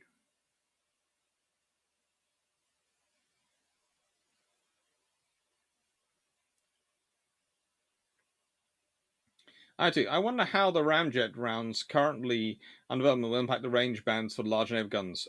You're probably looking at hundreds of kilometers.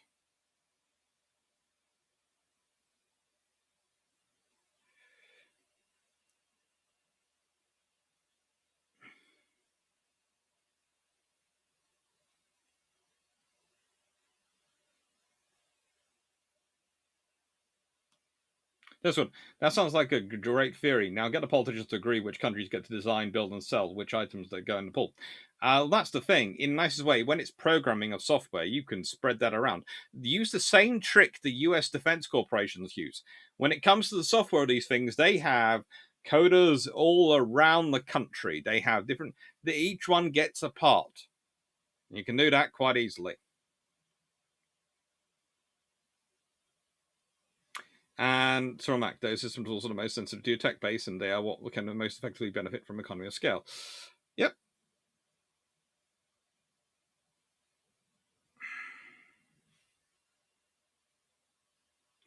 And yeah, as Sean Green points out, if there's a standardized program, well, that is the big problem. If there is a standardized program, and that is why also they tend to fail. Because the idea of having a standardized Europe program basically depends on Europe always acting as one.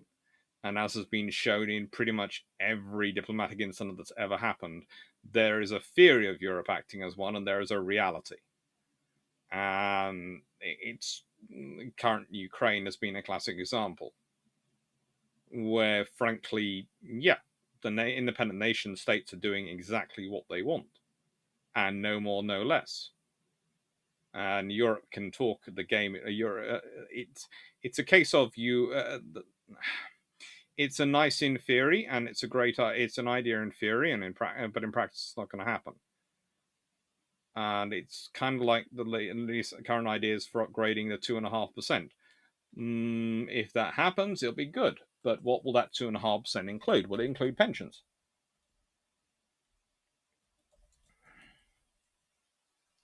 Right then, Horizon class frigate, or otherwise known as destroyers, because they're defined as destroyers by NATO, but frigates by the Italians and the French. The UK, of course, withdrew from this project in 1999 to develop the Type 45 destroyer, which basically, as I've said earlier, uses all the internal systems, but has rearranged them. I do have a comparison up here for the sort of the two, so I can basically go through it. The Horizon frigate it displaces 7,050 tons fully loaded, or 5,290 tons in light. The Royal Navy's Type 45 is basically 8,500 tons, so it's roughly 1,500 tons more. The Horizon class frigate is 152.87 meters long length overall. The Type 45 destroyer is actually 152.4 meters, 0.4 meters, so it's actually shorter. Beam, the British destroyer is 21.2 meters. The French and Italian frigate is 20.3 meters. Draft, the British destroyer is 7.4 meters. The French is the French and Italian is 5.4. The French and Italian have a combined diesel or gas propulsion. So they have both gas turbine and diesel engines to drive their shafts. Whereas the British went with the integrated electric propulsion system, which is combined diesel, electric, and gas. Yeah, the first generation of that. The range of the French is 6,000 and Italian is 6,100 nautical miles at 18 knots. The British Type 45 is in excess of 7,000 nautical miles at 18 knots. Crew wise, well, The Italian has, how to put it, up to 255. The British has 191 for up to 285 dough in full combination. The British has the Samsung multifunctioning air tracking radar system, which is a fairly cool system. The French and Italians have the Selex Empire. Both carry the S18050M long-range radar. Both have various other systems in common. Both have 48 silver vertical launch system A50 designed for their PAMs in the Royal Navy called Sea Viper, carrying Aster 15 and Aster 30 missiles. The British one can carry 4 to 8 Harpoon missiles, although they're no longer deployed with that. The French and Italians carry 8 Exocets or 8 Tessars. The British carries a 4.5-inch gun, 2 30mm, 2 phalanx, 2 miniguns, and 6 general purpose machine guns. Plus has Kevlar and sprinter protection, 70mm magazine. Around the magazine. The French carry, their one carries 2 Automelaire 76mm. The Italians carries 3 Automelaire 76mm with the David Strauss system. The French system is built for a Sandral Mistral close-up weapon system, but they're not fitted with. Automelera 2580 guns are fitted on it for the Italians, but the French carry 3 20mm Naval remotely operated guns, and they both. Well, it's interesting that stuff. The British one doesn't carry torpedoes, but the Italian one and French one does carry some torpedoes. And they all carry anti-submarine helicopters. Now, here's the point. I would say of those 3 ships, the Italian one has the 3 76mm guns. I would love to build a hybrid version of the Italian and the British one for the Type 45 of the Type 45. That would have been brilliant with the 3 76mm guns, the 2 phalanx close-in weapon systems, and the 4.5-inch deck gun. That would have been a really cool ship. I'd have also added in more VLS, but this is me. On all these cases, they are building a air defense vessel, which automatically means a destroyer. But in terms of size and capabilities, they're definitely in there with a cruiser in terms of their presence mission. And the fact is, this is not the only class where one variant is called a frigate and the other variant, as however loosely you want to define them, are called destroyer.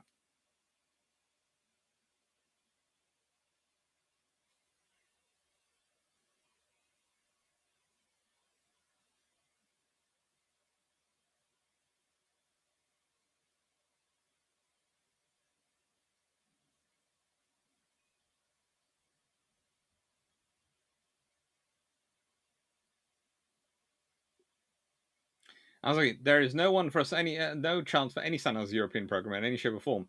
There may be 2 or 3 country blocks that share design equipment, and that's the best we can get. Honestly, that would make more sense.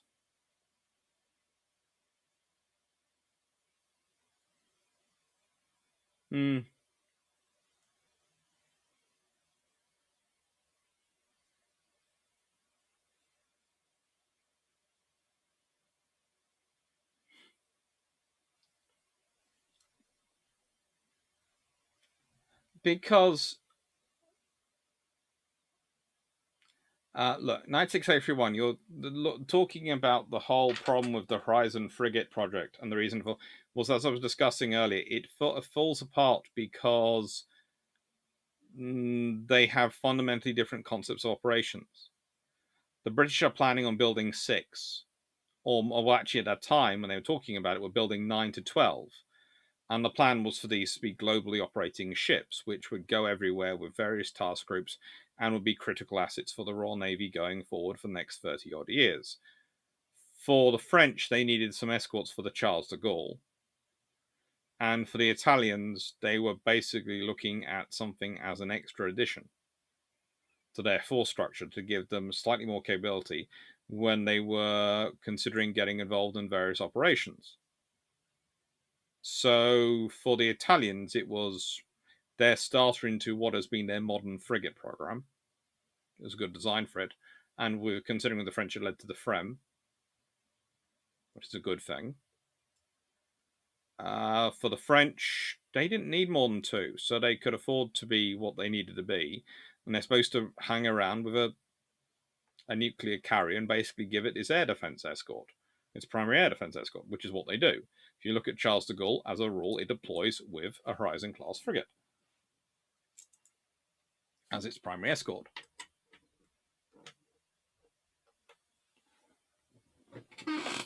So, yeah, the trouble is that going back to it is, what do you want to do with your navy? That's the problem. That's what defines your ship design. It's what do you want to do with your navy, which is why, again, I go, you cannot have a standardized design because they all break down on the various factors of what do you want to do with your navy. Now, the Admiral Gorshkov class, which are famous because, well, they've got roughly 3 in service. They've got 5 in various stages of construction, 2 theoretically ordered, and all of them are sort of having engine issues because, well, they decided to go to war with the person who built their engines for them, which is never good.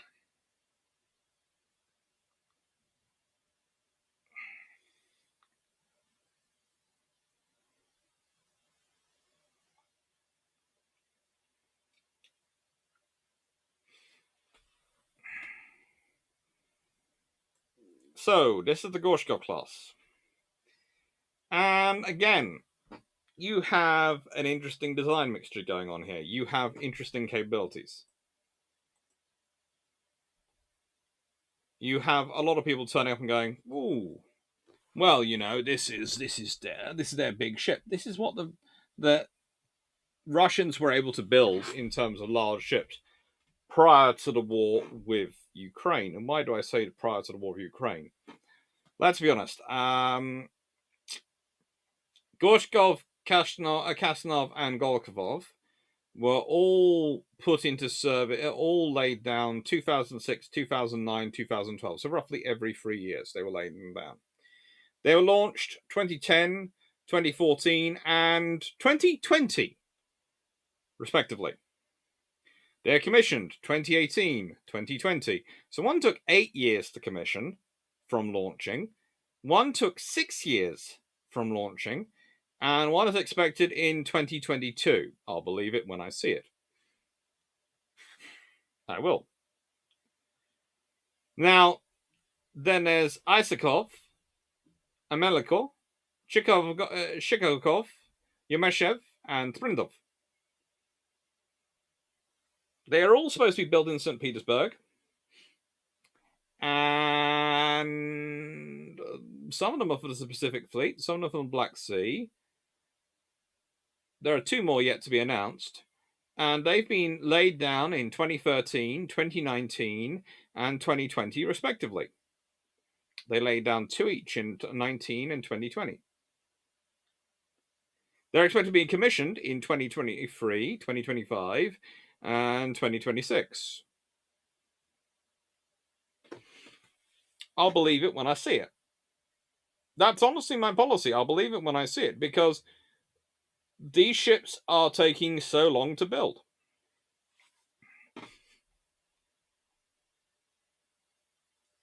Their theoretical armaments differ in that the first batch have 16 VLS for Caliber, Onyx, and Zircon. That's going to be Gorshkov, Kasnov, and Golfko, and also Isakov. But the next ones, next 5, Amelko, Shikogov, Yumeshev, and Sprindov. Next 4, sorry, the name was so long, I thought it was 5. First 4 have 16, second 4 have 32. They also have 32 Rendov cells for surface-to-air missiles. So they're going to go up from having 48 VLS to having 64. halfway through. They've got Palash close-in weapon systems. They've got a 130mm gun at the front. And they've got 2 torpedo tubes, plus they can carry a Ka-27.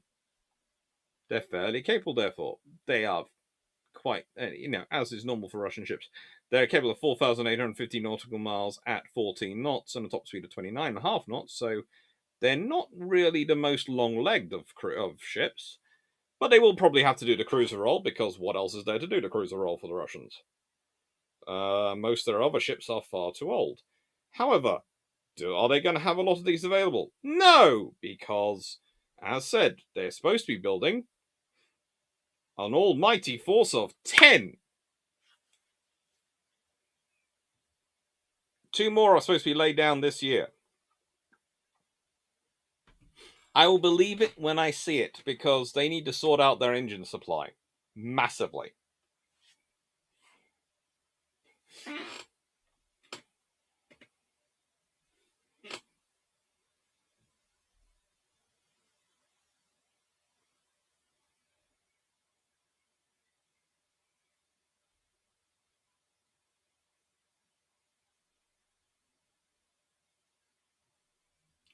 They're also planning on apparently another 12 vessels of a super Gorshkov design, the 22 350M. Again, I'll believe it when I see it, because you cannot build ships unless you're going to give them a decent engine. So you're either going to have to buy gas turbines from China, you're going to have to develop your own indigenous gas turbine program, which is going to be interesting. You're going to have to find another source of gas turbines if they're going to be gas-powered. Or alternatively, these are going to be the noisiest frigates known to mankind, because they're going to be diesel-powered. In which case, they're going to be the modern, 21st century version of the Panzer In that, on paper, everyone's going to go, oh, scary. In reality, it's slow, it's not got enough guns, that they can't fire quickly enough to do actually much damage. Yeah, it looks very scary on paper, but you turn it with anything else, it's going down hard. Hello, Trisvedon. Jan Eric Schmidt to project power carriers. That's always nice.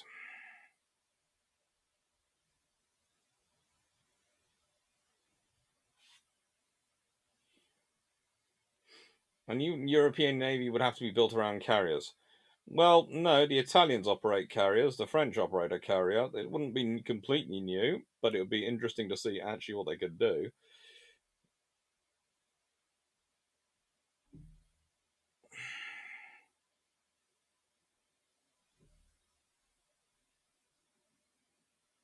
Andrew Watts, 2024 seems more reasonable for the service entry of the third Gorshko class.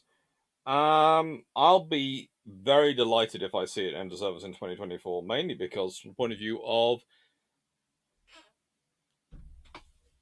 it actually means that there's actually a production program going.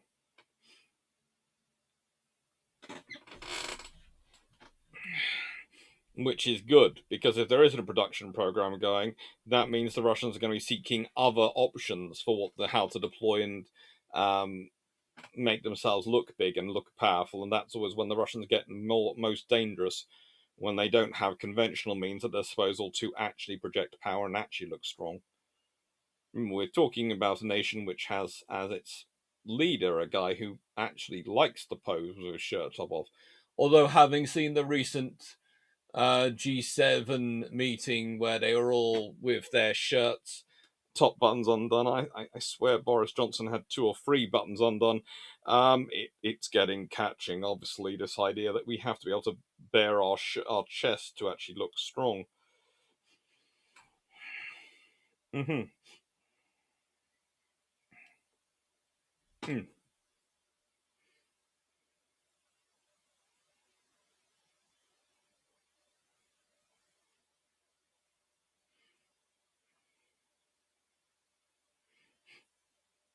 No, Terence, forgetting ones India got. India did not get any Gorshkov class. India's got. We're going to be talking about the Indian frigate program. We're not talking about Gorshkovs.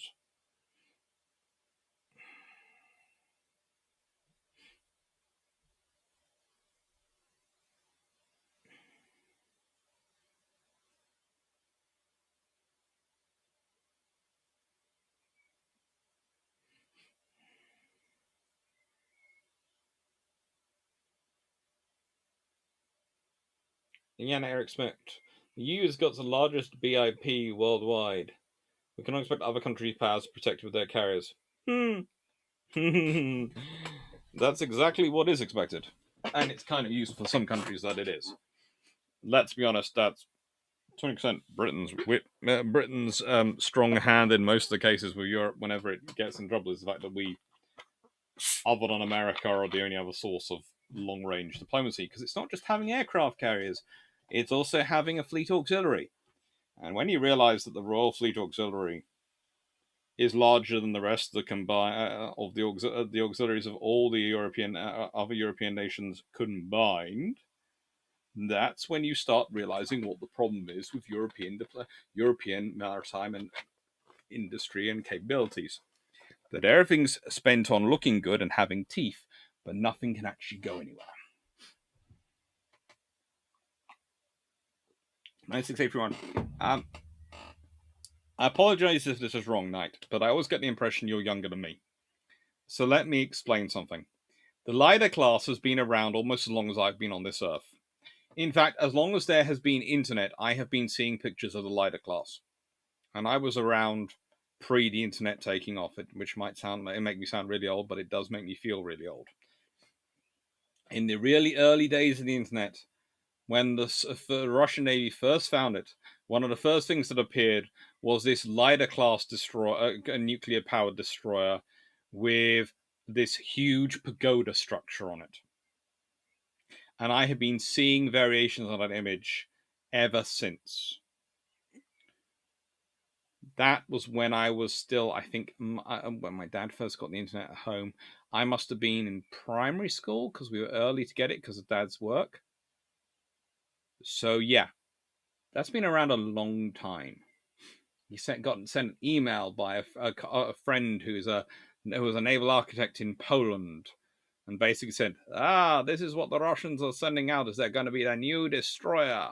And my dad looked at it and went, that's going to be fun and top heavy. I'd love to take that around the North Sea, North Atlantic. It's going to be brilliant.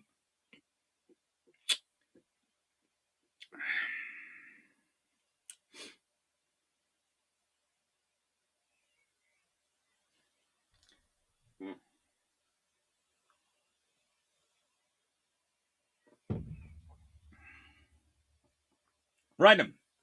So this is the Baden-Württemberg class. And why did I bring them in? Well, because honestly, I wanted to talk about frigates which are not cruisers, are decidedly not cruisers.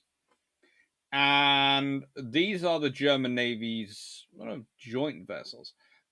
They replaced the Bremen class, which is a problem for me because honestly, the Bremen class are interesting. Let me give you an example. The Bremen class have a 76mm dual-purpose gun. They have some 27mm autocannons. They have one 8-cell and one 16 Sea Sparrow surface-to-air missiles in an 8-cell launch system. They have two 21. They have two Mark 49 launchers, RAM systems. They have quadruple Harpoon anti-ship missiles. That is the Bremen class.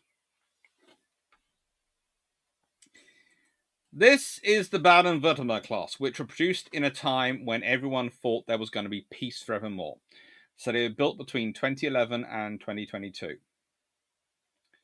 They have a 127mm gun from Otto Breda, which is good, and they have Volcano ammunition for land attack missions. Nice. They have two of those 27mm remote-controlled autocannons. Good. They have 5 12.7mm remote-controlled machine gun turrets. Okay. Some have 2 manually controlled heavy machine guns. Okay. They have 2 Ram Block 2 launchers, each with 21 missiles each. So they have Ram. Okay. They have 8 Harpoon anti-ship missiles.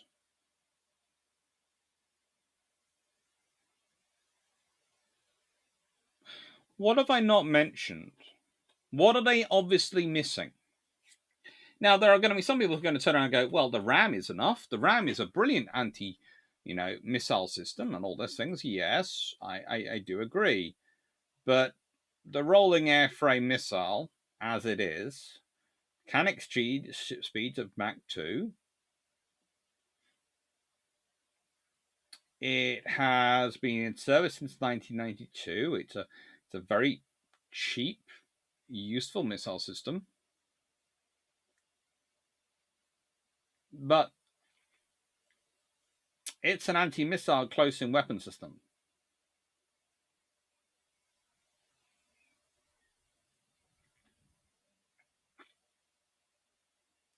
It's not even a point defense missile system. It's a close-in weapon defense system. It's a close-in weapon system.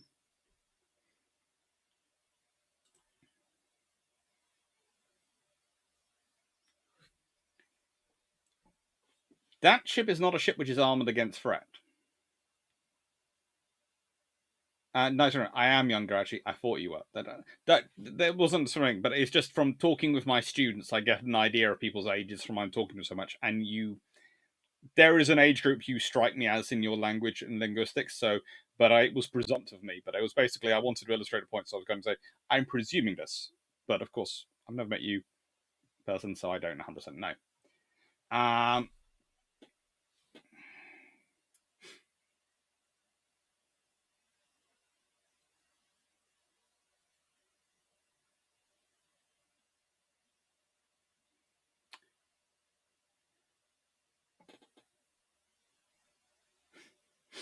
Yeah.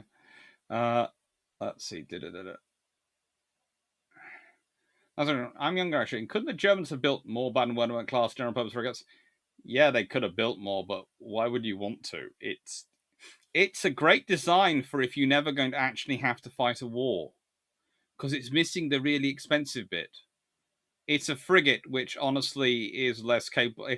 Let's put it this way: the ship is putting me in mind of the concept of people who argue about me when I'm talking that the OPVs might benefit from having a slight upgrade in firepower. And when I'm saying slight upgrade, I'm going the 40mm has a consistently longer range than the 30mm, and I'd like to be able to push threats out to that distance, preferably.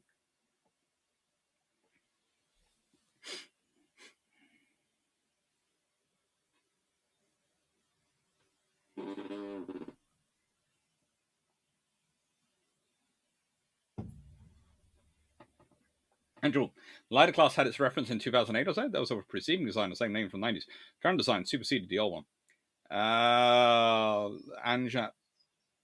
Anna Rajapal, you are a very kind and good person in that you believe the new design superseded the older one. No, they put a new skin on the older one's variants. It didn't really supersede it. Trust me, when you've seen the variations from the earlier 1990s I have, you get the idea that it's been around a long time.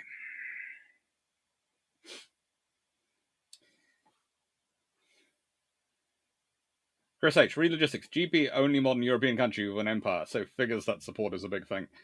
The French have one. In fact, the French have more than one. Next one. Wasn't the pagoda mast impractical as we saw in World War II? You have no idea. It's impractical, yes. Oh,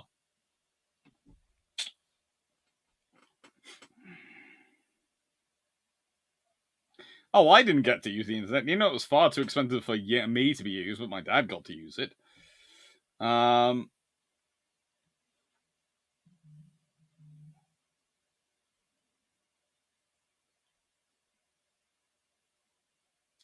Next, what are your thoughts on Journey procuring 2 fleet tankers built to civilian standards or small tankers at a price that should give you the best fleet oil possible? I'm not sure why they're doing it when there's very cost-effective actual naval designs for fleet tankers out there. You know, there's the standardized system which the British have bought, and I think a couple of others have bought variations of for our tankers, and which were fleet oilers, which are a good system. If they're buying civilian build ships and insisting on building them their own yards, that's fine, but I hope they give them some defenses, is my idea.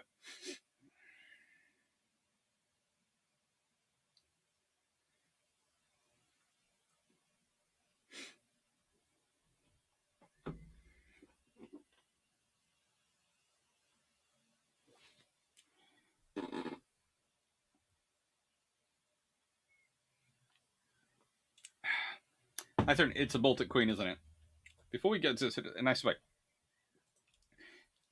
Baltic Queen, I'm not quite sure I'd call it a Baltic Queen because honestly, I think you'd require some more defenses for the Baltic. This is the trouble for the Polish right now because if you're going to operate in the Baltic, you either need to basically build it to be able to fight everything and all comers. It basically needs to be a mobile war fortress in a steel hull with engines. I can turn up and go, "You think you're tough enough? You really think you're hard enough to me? Come frigate me, if you dare," sort of thing. Or you need to be small enough and fast enough you can dodge. This doesn't fit in either category.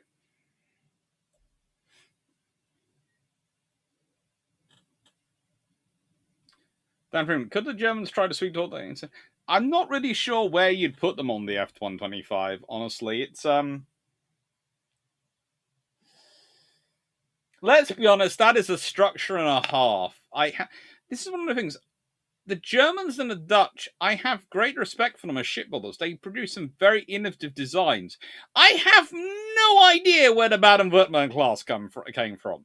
No idea. I'm sure someone does, somewhere. But whoever that person was who had that bright idea, Lord help them.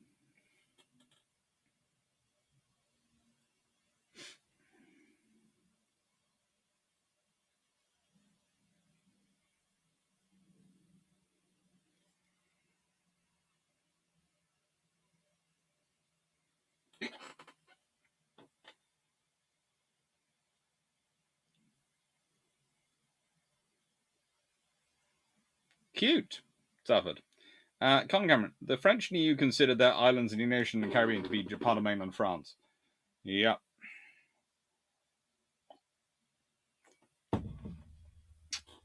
So, the Alvaro de Bazin class. And I told you already earlier that we were talking about a frigate, which was also a destroyer. And, well, here is it. The Alvaro de Bazin class are also known as the Hobart class. So, yes, you Aussie fans, you're going to hate me by the end of this is over. Right, they're called a guided missile frigate of 5,900 tons. The Hobart class destroyer is 7,000 tons fully loaded and 147.2 meters in length. The Alvaro de Bazin class frigate is 146.7 meters in length. So, so basically, the Hobart is a chunky frigate. It's a chunky frigate. Okay. They have a 5-inch gun, a 48 cell Mark 41 VLS. They have various autocannon. 20 millimeters, two 20 millimeter autocannon in 101 to 104, 25 millimeter autocannon in F105 for some reason. F106, one the Austria was cancelled. I'm not sure why they decided to cancel one the Austria, but they also renamed Roger de Loria as Cristobal Colon. Cute. As standard, they carry 32 SM2 Block 3A missiles and 64 ESSMs. That fills out their 48 cell Mark 41 VLS. They carry 8 Harpoon anti-ship missiles and some Mod 32 torpedo tubes. And they have a nice Sikorsky SH-60B Lamps 3 Seahawk. They have fairly good radars. They have fairly good systems. They are a very good vessel. And they are used for a lot of their missions, you know. For the Spanish Navy, these are pretty darn useful. Now, they're supposed to be succeeded by the F-110 class frigates, which they have just started building.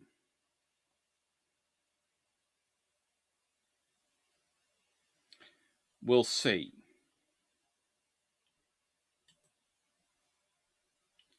My theory is those are going to be good frigates. We'll see what happens with them. They were preceded, of course, by the Santa Maria class, which are pretty much Oliver Hazard Perrys. And yeah, I wouldn't be surprised if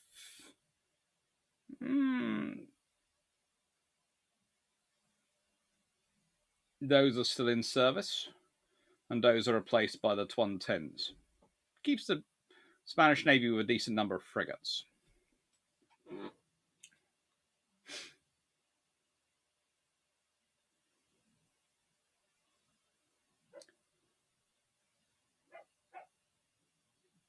There is a mighty fluff woofing behind me, if anyone hears some woofing. There is a big fluff sleeping on my fleece on the floor.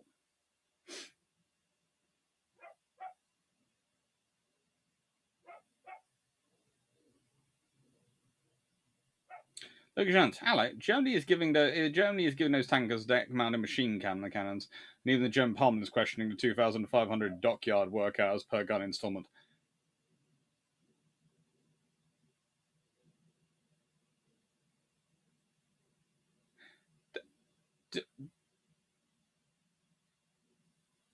Deck-mounted machine cannons, and it's 2,500 hours per.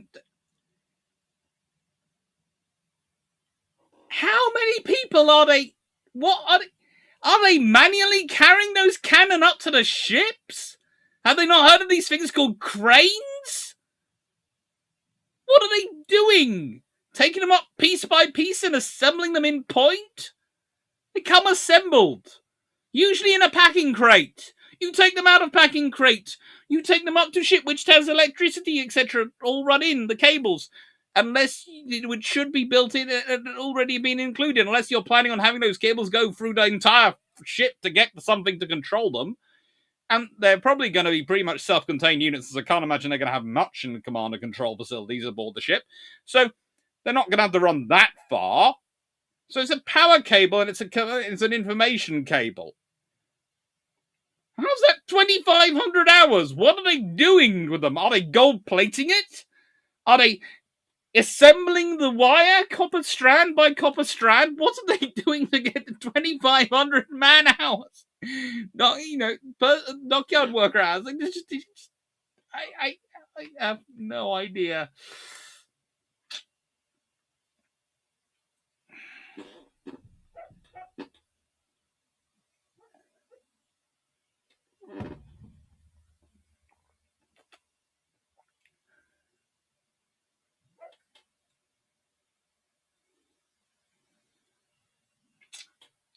Jermak, as some Polish defense journalists were using some geopolitics buzzword as a joke, small ships would be hiding in radar shadow of Bonhomme and government gone horticulture. So I think Jamie Almond Kirsty is currently having meltdown. He regularly has those.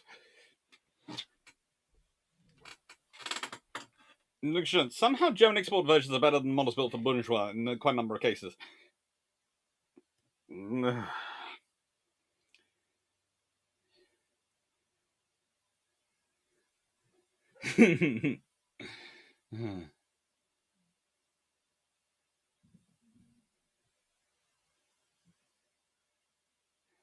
Speaking of Jamie, if I were to send some maple syrup to Drakenofel for you, him, Dan, and Jamie, would it make the Jamie be Shanghai? It would make it to Jamie. We'd find a way to get it to him.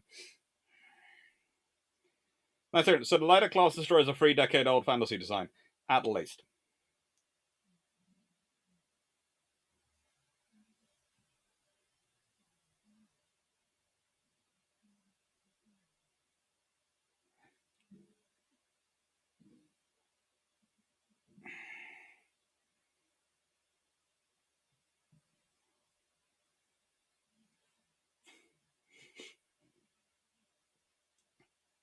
The guns must be introduced with the appropriate preparations to any relevant deities which needs many workers to undertake the correct rituals.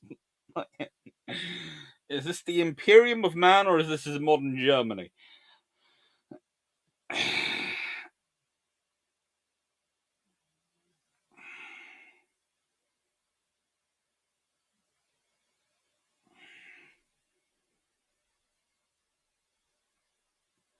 So no, they build a manufacturing facility and get the raw materials on the ship by hand, then put the gun in place, and then remove the facilities again.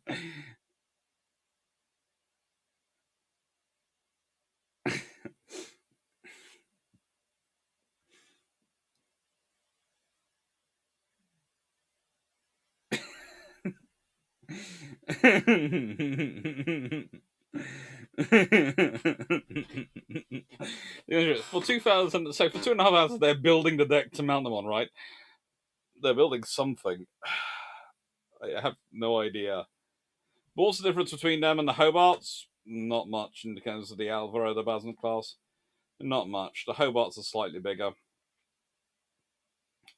Um,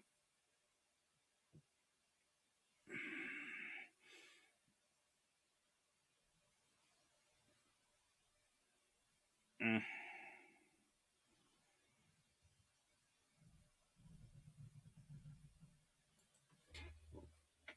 Okay. So here is the Tower class. Now, someone earlier was going, what about the Gorshkovs of the Indian Navy? Well, they're not really getting Gorshkovs, getting Tower class, which are actually, how do I put this?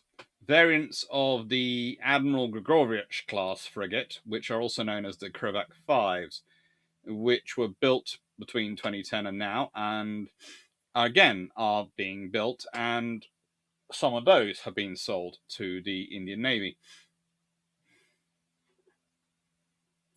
However, the Grigorovich are not the same as the Towers. The Towers are special.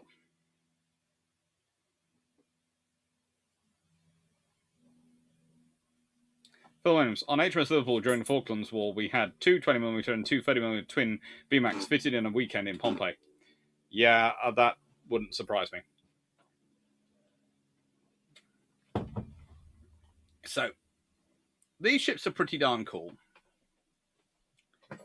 in that they're pretty much. What are you up to? What have you found? You found a biscuit somehow. Where did you find the aforementioned biscuit? I hope it was a biscuit. Chase whatever you ate down with actual proper biscuit, just in case. You were asleep. We've avoided the Halifax class. The Project 11356 Talwar class. They are the Indian Navy. They wanted to fill the gap created by the decommissioning of their Leander class frigates until the planned Project 17 class frigates entered service. Now, the Project 17 class have been completed, are in active service, and are supposed to be succeeded by the Nilgiri class, which are also being built at home. So these are sort of their own home constructions. Interesting enough, the Talwar class frigates have been found so useful, though. The Indians have building not just Batch 1, but then built Batch 2. Batch 1 were laid down 1999 to 2000 and commissioned by 2004. Batch 2 were laid down in 2007 to 2008 and commissioned all by 2013. Batch 3 are being built in Yantar shipyard and were laid down in 2013 and expected in 2022-2023. Again, they've been kind of disrupted by something called the war with Ukraine, which meant that a lot of key components didn't come to them. And then there's Batch 4, Triplet and a sister, which were being built in Goa, which were laid down in 2021, and they haven't been launched yet and are expected in 2026. So yeah, these ships will have been ranging in launch dates over a 20-year period.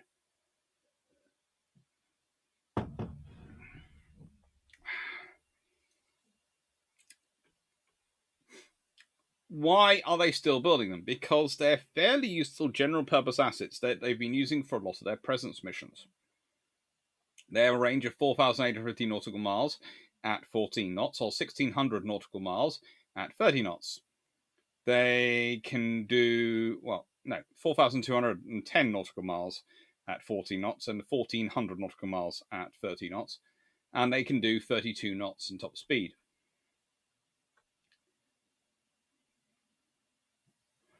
And as said earlier, their propulsion plant came from Zoer Mascoproject, which is a research and production complex that specializes in gas turbine construction.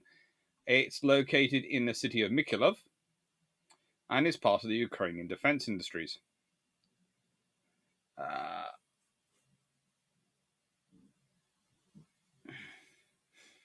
It was because of the loss of their support in the 2014 that the Russians shifted to UEC Saturn, who was an aircraft engine manufacturer that are based in Rybinsk in Yaroslavl Oblast in Russia to do the manufacturing for them. This was a very interesting choice. We'll see what they actually managed to produce. But leaving it to one side,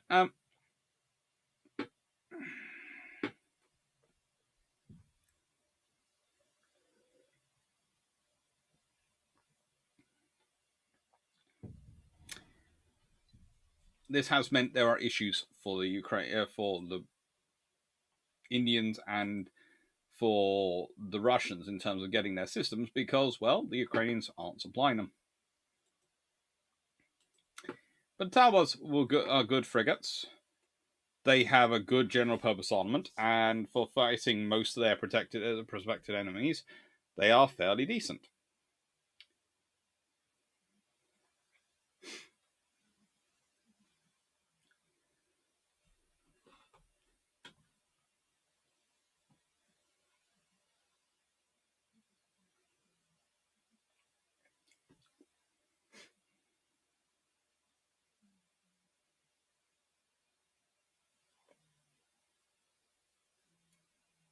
Feral Lion, hello. Maybe the Germans are taking notes from the US Air Force, build a net base, then request more money for the airstrip? Possibly. Colin Cameron, they probably did what Saab did to Ford and went, well, the basic design you sent us was good, but needed a couple of tweaks, then rebuilt the whole thing. Oh, to be honest, Volvo did that as well.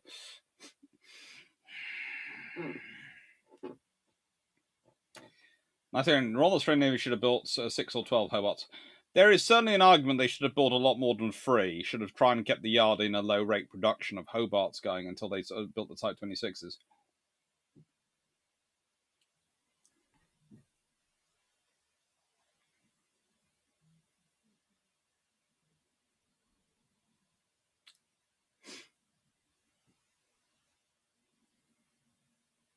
There's actually, he hid a biscuit in a secret compartment on floors. Don't joke with this dog. He has been known to hide biscuits and stash them for later. We know that because his corgi counterpart finds those biscuits and then makes himself sick eating them because the corgi can't have the same biscuits the poodle likes. So we now watch the corgi, and when he dives to places, I quickly dive on the corgi, capture the corgi, which is not good because getting between a corgi and food is not a good scenario for you. The corgi does not enjoy someone getting between them and their food. They do not consider it proper protocol. So I have to deal with a very snitty corgi after that one. And the poodle sort of looking mildly going, but that's my later, that's my nighttime stash. We find the biscuits we gave him earlier. He's taken them carefully off and hidden them. He's now getting more and more adventurous. We found biscuits arranged on the sideboard table, okay? This is a table which is quite high up, but he can reach it, but the corgi, of course, can't. So we all presumed one of the other humans in the house had put the biscuits there. We all talked about it and went, none of us have put the biscuits there. Then we noticed the poodle comes up, gets up, puts one paw on the sideboard, looks at his biscuits, selects one, goes down. The dog's been storing biscuits. Then people try to tell me dogs are silly and stupid. They're not. Then I wasn't joking. Speaking of corgi, there is something staring in the window at me, currently going, hello, I'm watching you. I heard her mention the word biscuit. You're getting between me and food again, sissy. I'm not sure I like this. Hello. Yes, you're cute. No, you can't come in here because there isn't space for both of you, and if he gets out, getting him back in here is going to be fun when it's all wet.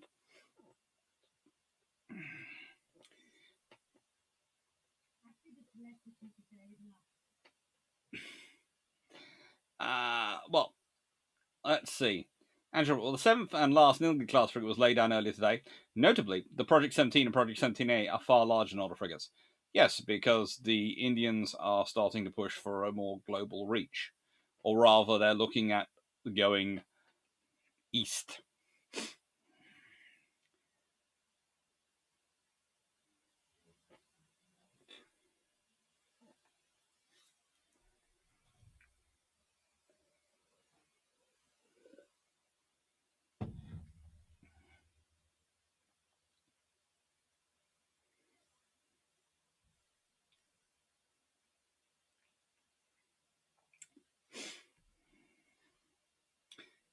Obviously, the problem with changing supplies like now, they now need to redesign the whole engine room. That's easy or quick. Nope. Andrew, the Indian government has been able to negotiate the purchase of 2 gas turbine sets from Ukraine for the 2 ships being built in India. Not sure about the 2 being built from Russia. That's going to be more problematic because the Ukrainians won't trust that any day they sell to the Indians won't appear. If they go to the Russian built ones, won't be installed in other ships.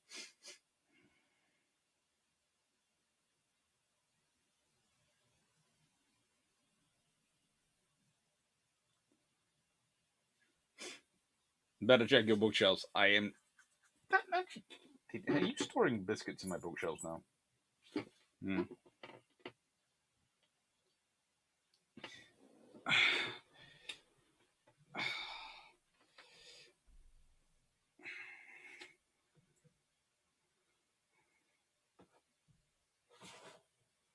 Right. So, the Type 26. Literally called the Global Combat Ship. Now, there are 3 variants, and let's be honest, the Canadian one is the most like a cruiser in terms of its general purpose outfit, but all 3 of them have a general purpose range. All of them have air defense missiles of at least a point defense variety, and let's be honest, the Sea Scepter and modern point defense missiles are pushing that point defense designation as far as they can. Then there's the fact that they're going to have Mark 41 VLS with various capabilities. One interesting thing is they're not currently planned to have torpedo launching capability, but of course they are actually anti-submarine warfare frigates with sub-hunting helicopters aboard and probably sub-hunting UAVs and other things on there. It's going to be interesting to see how many we actually get. I have had this interesting discussion because there are problems in terms of everyone in terms of their build. At the moment, the British build looks quite cost effective, mainly because we have existing yards and existing facilities which we're doing the build at. Lovely. That works. However, of course, we currently have a small niggle in all our plans in that we have the lovely Scottish Nationalist Party again pushing for another independence referendum. No one knows the result. I hope myself that Scotland won't go independent. I'd prefer them to stay as part of the UK. But you have to realise that there is a criteria in these jobs that they have to be built in UK, that is UK Westminster, part of government controlled territory, because they're for the British Royal Navy. Which means that whilst all these plans are lovely, and there's lots of plans for paying to build more ships in those yards as we currently talk about it, if Scotland goes independent, those ships suddenly are going to go up in price because they're going to have to move their yard facility where they're going to build them. Now, interesting enough, there are shipbuilders, etc., looking at Portsmouth, and there are other yards in the UK which are all getting some investment going on now, almost as if there's an insurance program going on. So, there is the reality of that scenario. Before anyone starts saying this is me talking about holding a gun or trying to blackmail the Scottish, it isn't. Please note, large chunk of family Scottish. Don't like the idea of them going independent, but it's what if that's what they vote. Like with Brexit and all those things, I don't care. I don't care what your opinions are. If that's what wins the vote, that's one. And keep saying that everyone who disagreed with you voted differently was stupid or conned in the nicest way. There's propaganda on both sides of any political debate. There's complete and utter twaddle spoken on both sides quite often, and most of the time the media will focus in on that twaddle on both sides, so there's no point going into that. But the reality is, the British do not build warships outside of World War II abroad. They build them in the UK. Now, there are people going, well, they bought tankers from Korea. The thing was, at the time, fleet auxiliaries were not included in that requirement. Now, fleet auxiliaries have been included in the requirement. If you look at new requirements, it's actually written into the defence contracts. They have to be built in the British territory. So, in the nicest way, those yards, Babcock, all the production facilities that Britain currently is investing in, which are employing lots of people, would have to be moved. Now, how quickly they can be moved is up to all of you. No one knows, but it would have to be moved. So we know the first 3 are going to be built where they are in Scotland, but we also know they want upgraded facilities there before they start on the next 5 and all these things. And you've only really got the first one. Glasgow is being prepared to be launched. Second one, they've started work on. The third one, they haven't really yet.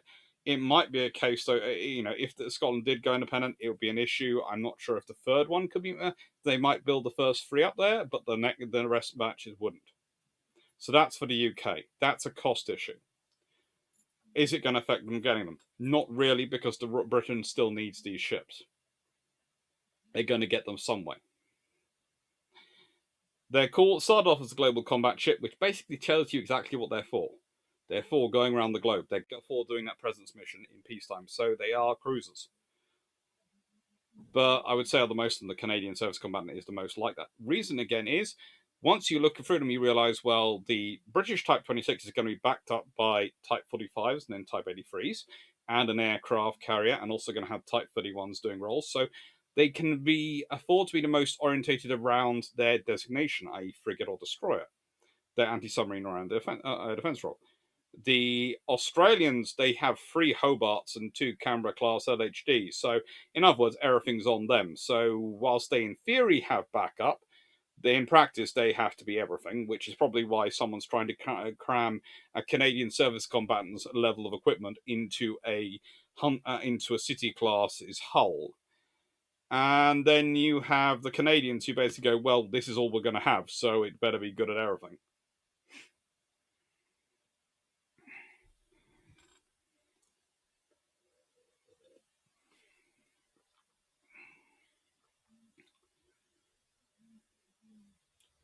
Cool. Yeah.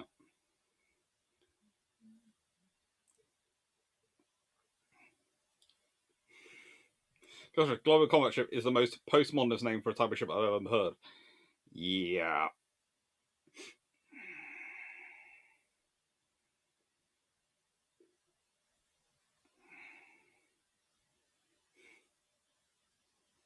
Do not understand how post Falklands we don't see navies adding more armor to modern ships. Because honestly, armor doesn't work against missiles in terms of the level you'd have to add it in and the size of ships. But we do see ships actually using thicker steel. One of the interesting things, if you look at the Type 23s, part of the upgrade process of them, especially, has been thicker hull steel. And Type 45s have thicker hull steel to begin with. And they have armor and protection around magazines, etc.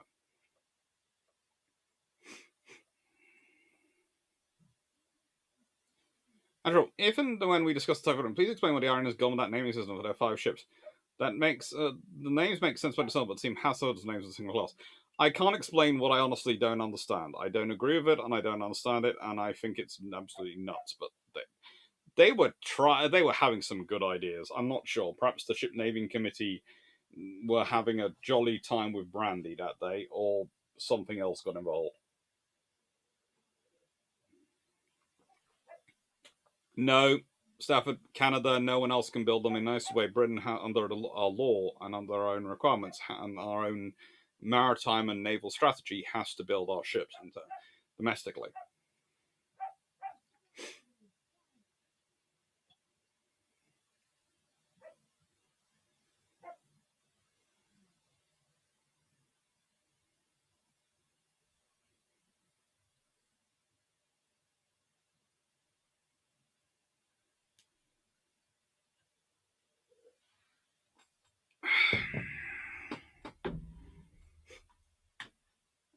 Garmin, anything on your Type 83 design? It's a paper being written by two perfectionists. What do you think? It's taking ages to get it through.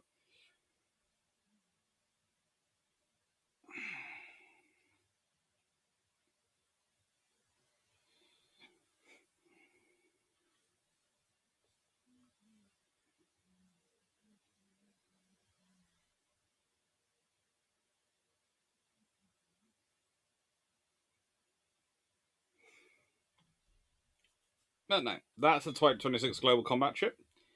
But as said, the interesting problems for it and the cost differentials in terms of acquiring it are to an extent that the British ship coming built with slightly less systems than its counterparts for still doing the same role because it then need to bump up into the higher echelons, the destroyer roles, not so much. And that Britain is building on existing infrastructure which is already going at the moment.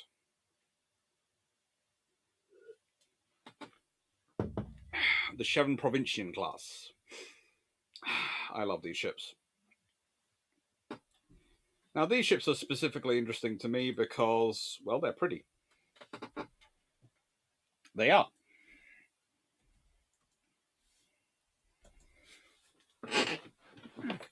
They have been around a while. They're one of the interesting things in that they are 1990s design, and you can tell that by some of their design decisions. But they actually do have good quality there in that they haven't been ruined by the end of the Cold War and people going, yeah. There again, though, they did build only 4 of them, which is another traditional thing with the Dutch. They build good ships, but never enough. Has a 127mm gun. Has a couple of goalkeepers. Has some Browning machine guns, some 76mm machine guns. They have 40 Mark 41 VLS cells loaded with 32 SM 3A missiles. Also, of course, they can carry the ASAT system, ballistic missile defense system, and BMD system. They can carry 32 ESSM quad packed, so they usually have 8 cells with those in. 8 Harpoon anti-ship missiles, some torpedo launchers, 2 twin launchers, and hangar and flight deck for 1 medium-sized helicopter. They are a good general-purpose asset, and they have served the Netherlands well, the Dutch well, for many, many years.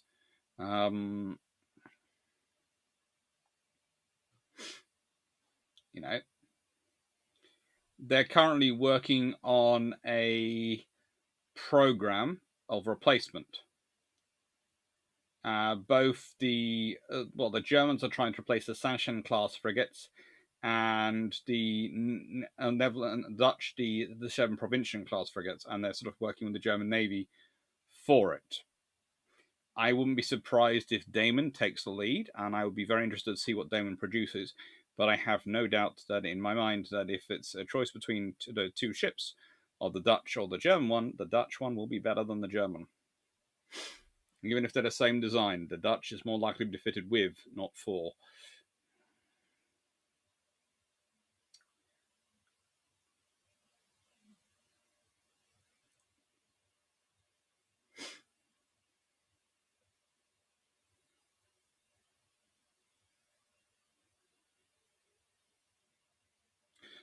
Can you see new, never seen before ship types merging on the horizon? Not really. See, this is the thing. There isn't really a need to produce a new ship type because most of the roles are already covered. What's going to be interesting is the technologies that come in. And we were having this discussion in Bill Trump's, I think it was not 94, episode 93, about what you call a ship which is orientated around drones. And the fact is, we came to the idea that pretty much every ship is going to have a large measure of drones and uncrewed systems in its operating plethora in the future. And ergo, you're not going to have a specific drone ship because all ships are going to have drones. So there's still going to be a frigate and destroyer. What are we complaining about? We want biscuit, or we want to go garden and chase squirrel? We're looking out the window at the squirrel. Okay. Give me a second to let the fluff out. And let me take my fleece off the floor, because if you're going to come in with muddy paws, I'm not going to let you trample over my fleece. It's a nice fleece. Yes, it is.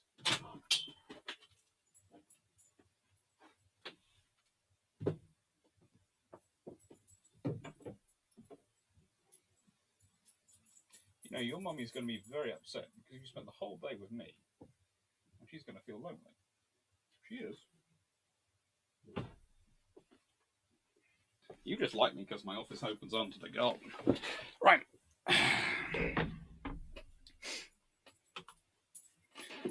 So the 7 provincials can have 2 goalkeepers, but most only carry 1 on the hanger. Yes, most can only carry 1, but they can have 2. The platform on the left side below the bridge fort is for a goalkeeper.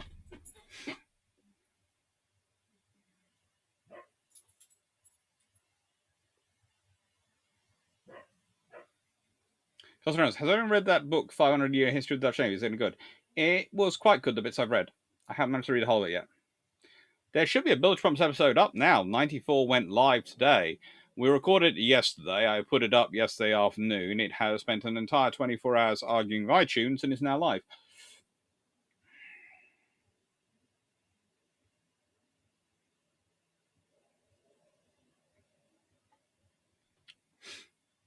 Pretty much, they have upgraded in size. I know.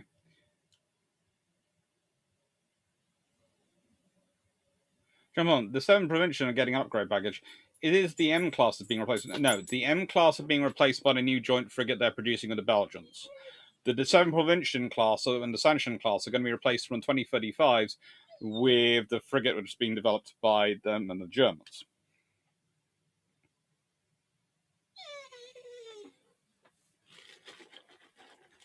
Don't worry, Drama. The Dutch Navy is going for an upgrade scenario. And yes, I do keep notice of it.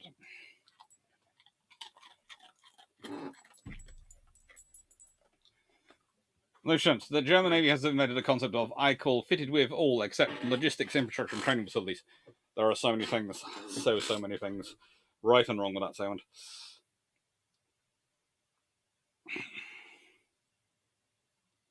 Carmen, what would happen if the Dutch and British navies worked together on a design? We would call it massive, but yes.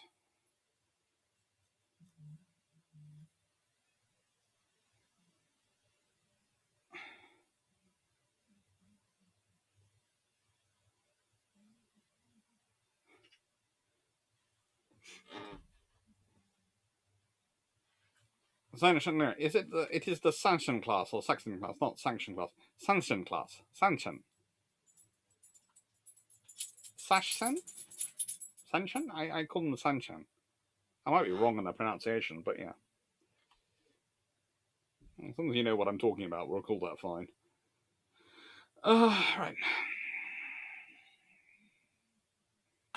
The Germans have amphibious capabilities. I've meant frigates should be classified as destroyers. Destroyers as cruisers, given a corvette that's not big as an old destroyer. Yeah, hello, man. So late, so tired, so hungry. Also, yeah, chomps on her burger. Enjoy the burger. Right then.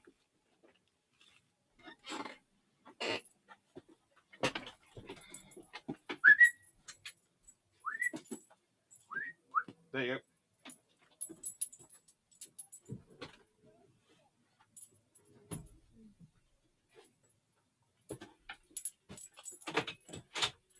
I think there's a small fluffy mutiny going on behind me because someone fluffy heard my whistle. And they have been trained to it. Pronounce Saxon. Saxon. Okay. So, okay. Right then. Call it the Saxony class. You're pronouncing the Saxon class is about as wrong as you can get. Good. Right. So, summary. Is the most an ugly frigate known to mankind. CHS equals X. Thank you, Jan. That'll help. No, you're not getting any more. You're not. They're not good for you. You can't live off biscuits alone. You have to eat your actual dinner. And you're going to get podgy at this rate. You will do.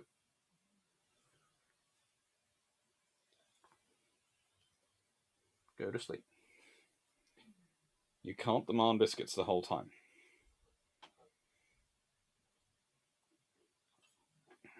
Honestly, yeah, but current frigates come from World War II escorts rather than sail frigates.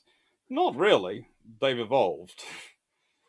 They started off as being the small ship, and you have to remember, originally it was corvette. Then we built a slightly bigger version, which is still built to sort of semi-naval, semi-civilian standards.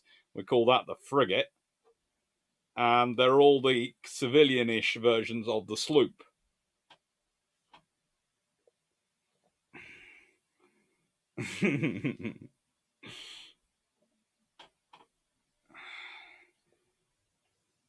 No, the Germans have built the Force of Saxon class air defense frigate. It would probably be sensible. Let's be honest.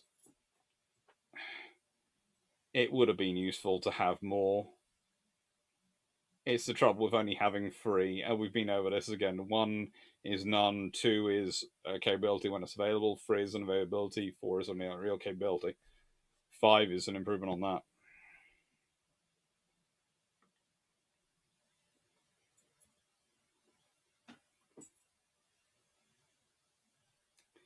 Because frigates were the most numerous, so they reclassified all the destroyer escorts and all the sloops into frigates. Yeah. And frigate was by that point a no name. So basically, you have no choice. Depending on your size of navy, you have no choice. You can either build frigates and call them, and they will do the cruiser role, or you can, or cannot.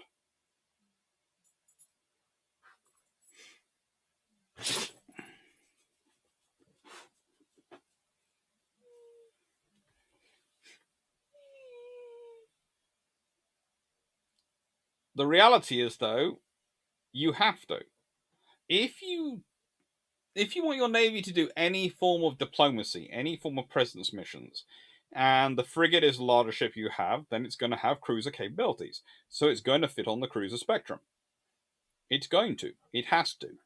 Because that's a basic requirement. You can't make it fulfill those roles and do those, especially peacetime roles for you. You're trying to neck down the fleece now so you have it on the floor. Seriously, you are the most niche organizing dog I know. Love you dearly, but yeah. Smart form of lazy going on in you, isn't there? Smart form of lazy.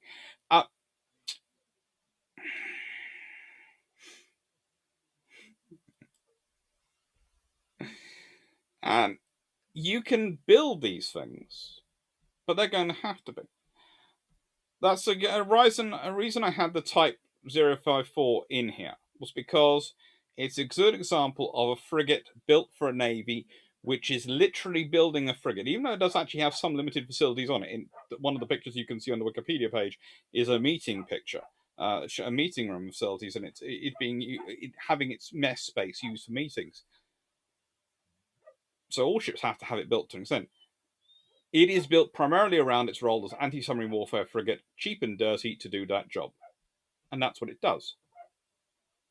Now, the navies which have less ships, the more important it becomes that all their ships can do these presence missions. Because they're going to need them. You need to have the presence. So you need to have the cruiser role. Because whilst we associate the name cruiser with a cruiser, it comes from the cruising role. And that's what all these ships have had to do. And the cruisers in the 1920s and 30s, which were defined by various treaties and various things, had to do that role.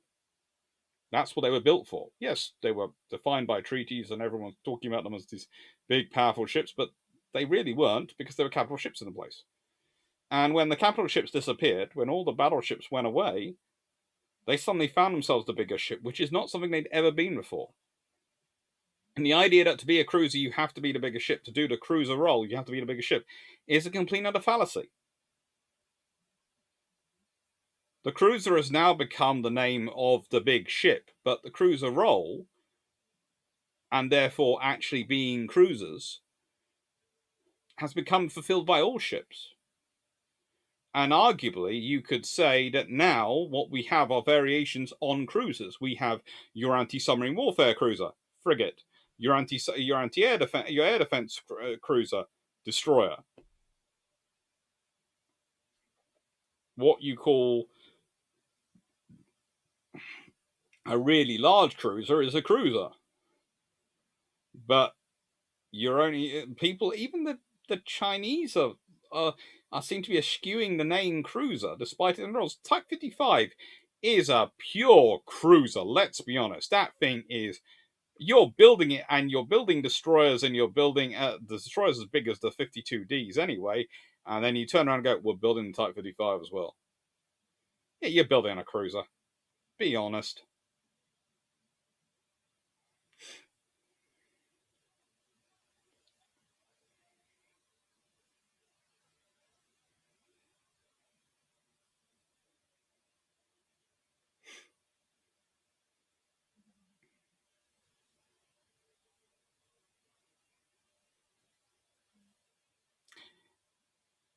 But that is also a problem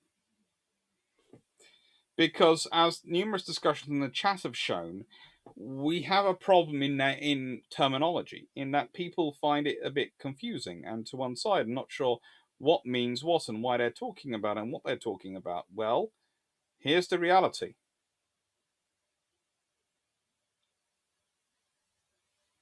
You're talking about cruisers.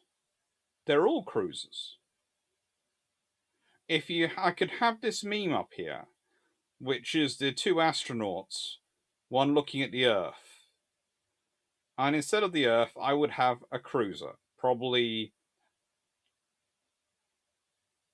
I don't know, a town class from World War II. Over a image of, I don't know, an Ivor Hoodfeld.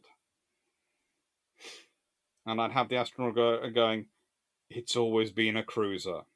And the one behind them doing what that astronaut's doing, going, "It always has been." Because guess what? Wars are always less common than peace. And during peacetime, it's presence, presence, presence, presence, whether that's presence engagement, presence deterrence, presence security, presence just for the sake of presence to show you actually give a hoot about what's going on in a region, are what you're doing. And for presence missions, you need to have endurance, and you need to be cost effective to operate. Because they don't want to pay a massive budget in peacetime to keep you going.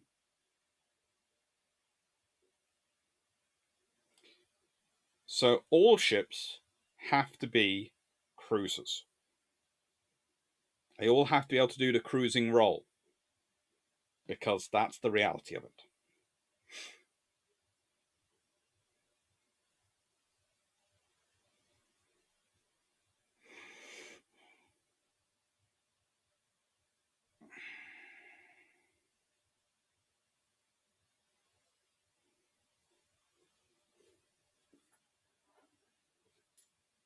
Lieutenant, what would be the naval equivalents to AMTBT in terms of being a weapon system, plus ability to stay in the fight after getting hit, and standoff capabilities?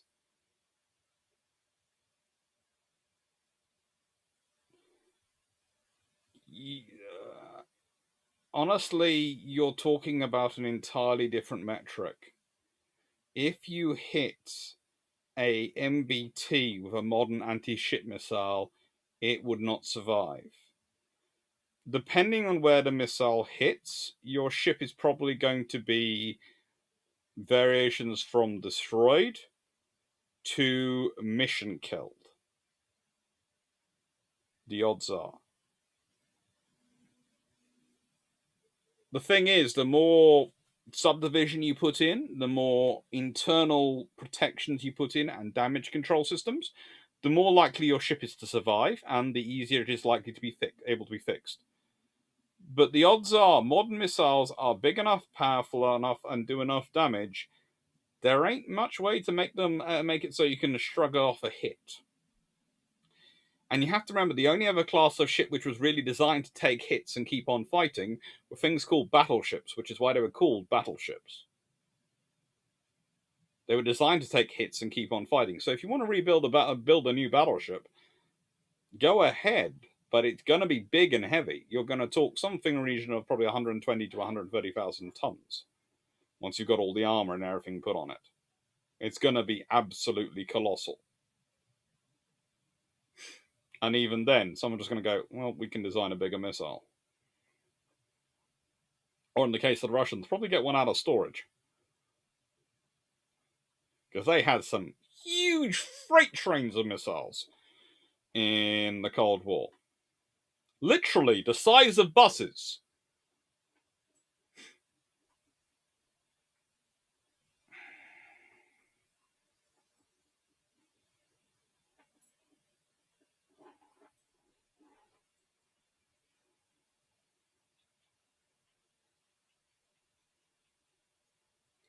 Caroline, what has caused the increase in ship type replacement?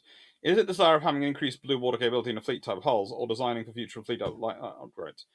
It's mostly because all the equipment keeps going up. You know, these ships, the Burt class, the Maya class, these are the two basically Aegis destroyers based on the same ideas. These are the Neo design. Although this is the most recent Burke to actually enter service.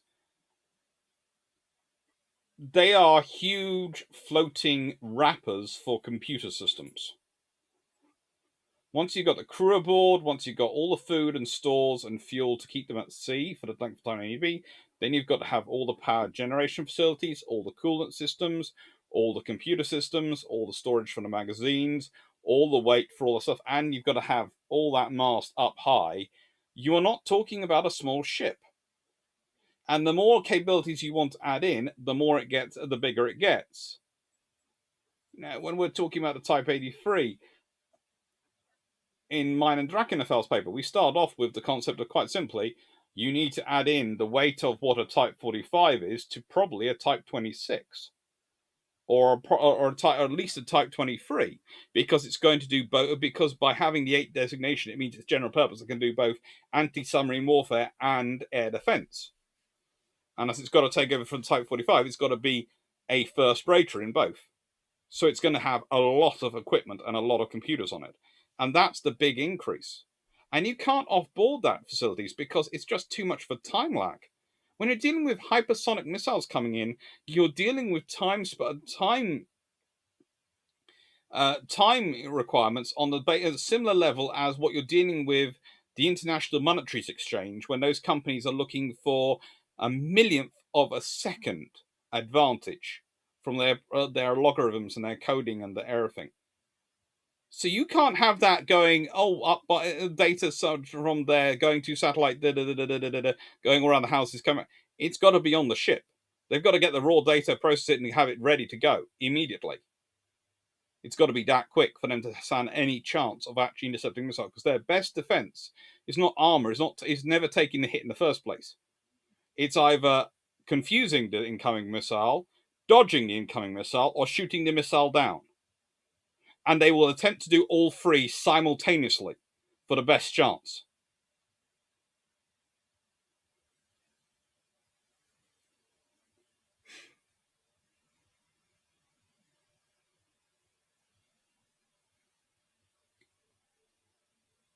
Because which navy breaks out first and just says they're cruisers? Oh, no one probably.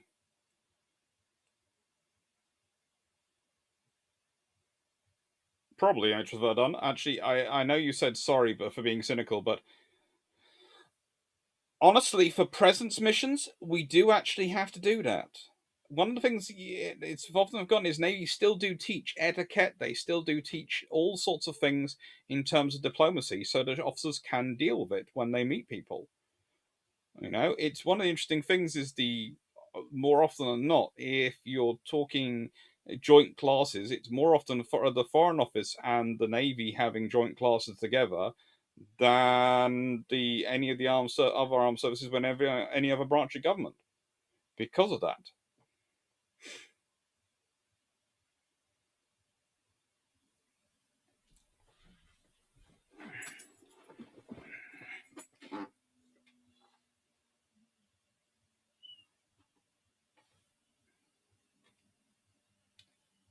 Glenstone, you build a battleship. We still have ICBMs. You know that, right?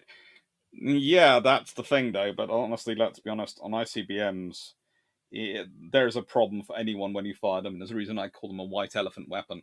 The moment you fire an ICBM, it looks like a ICBM, and you're not going to fire just one to try and hit a carrier battle group. You're going to want to fire a couple to make sure you have enough warheads and enough saturation, especially with them carrying BMD systems, etc. What are we complaining about? No biscuits yet. You're not getting any. You're not. I'm holding firm. I'm looking after your tummy even if you aren't. I'm a good papa. Anyway, you can try. It ain't gonna work. So, anyway, so the ICBMs. So the moment you start firing ICBMs, how do I know whether those are ICBMs with nuclear warheads or conventional warheads? And again, if you're going to hit a carrier group, do you have the accuracy to do that with a conventional warhead, or are you going to have to use a nuclear warhead? And once you start using nukes, you've let it all out the bag. And the same with ICBMs. Once you start using an ICBM for one thing, yeah, there could be ICBMs used for other things. And then when you're going to have to watch your opponent, and you've launched an ICBM knowing it's a weapon, and knowing it's a conventional weapon, and you hope they know it, but do they know it? And you're depending on the person at the other end of the line being rational and going, oh, it's just an ICBM targeted on my carrier group. It's not the first phase in a strike which is designed to attack me with ballistic missiles, so I don't need to launch my ballistic missiles. Yeah, the whole thing with ICBM weapons is the moment someone starts using them, you're going to be opening up a whole new can of worms. And does anyone really sensibly want to go down there? They're very good as a status weapon, as a weapon to deter and intimidate people. But as an actual weapon to use, that's when they open up a whole sorts of problems. So you don't want to actually use them. You want them to have them as a thing that you can cause.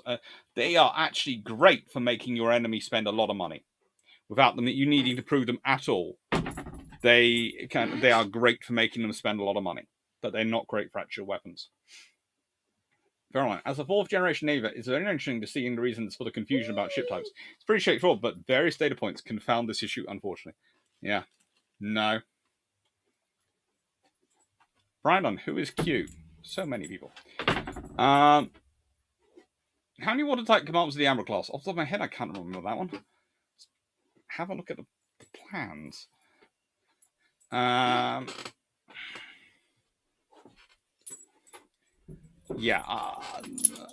Stafford, I love your idea of 40,000 tons, but I think actually getting 40,000 tons for building an escort would mean that you had, I don't know, managed to kidnap all the politicians. Not got blackmail and kidnapping them. No chance. I would assume that a modern battleship would be built on 50 to 60,000 tons without more than a splinter protection. And then it wouldn't be a battleship. It just wouldn't. If it's built or only splinter protection, it's not a battleship. You're building a large cruiser, not a battleship. Battleship has to be to be qualified as a battleship. You have to be armored to take your own guns, take the fire of your own weapons. If you're not armored to that level, you're not a battleship. Which is fine. You're still useful, but you're not a battleship.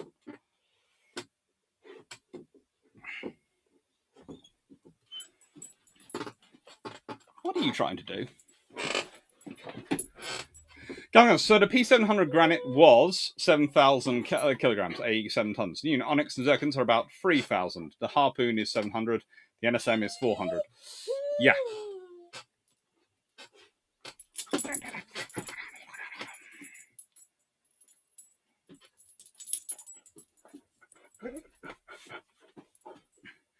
HS Van, all the nukes were the problem of the old Cold War theories on using nukes. Easy at sea as well. As soon as a nuclear kangaroo kitchenette goes off, the chain of escalation does not. Nope. Does anyone have the drydock facility to build a 100,000 ton battleship? Nope. Brahms goes, talking about anti-ship missiles, look at the KH-22 that hit the Ukrainian shopping center. If that thing is so inaccurate that it missed the factory it was aimed at, how is it supposed to hit it? Hello, Italian. Hello, Gilio. How are you doing? All right.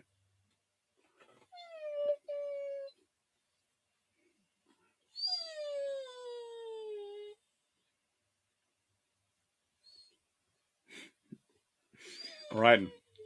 So, I have got someone who, as we know, is now complaining about various things next to me. So I'm going to answer questions, and then I'm going to call it an evening because it has been 3 hours. Thank you very much for everyone's super chats and everything. The person complaining, I think, would requires a visit to get his dinner because obviously he's hungry, and he's trying to sustain himself off biscuits, but we're going to get him his proper food.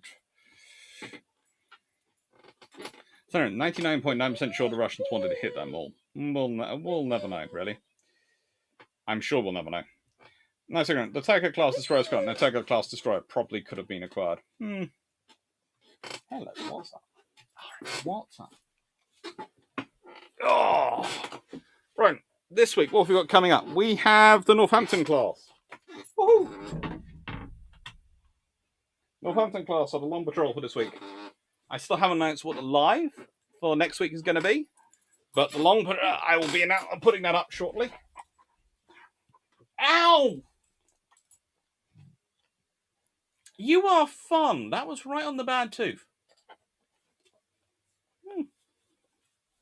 You're giving your papa many split things just because he won't give you biscuits. Right. So. Ow.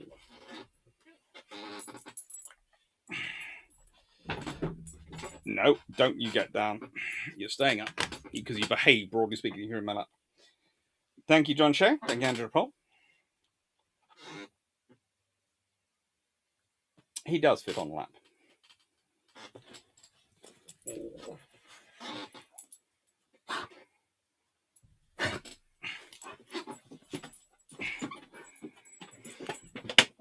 Oh, he has 3 meals a day. Before anyone starts thinking he's delayed and not fed properly, he is given 3 meals a day.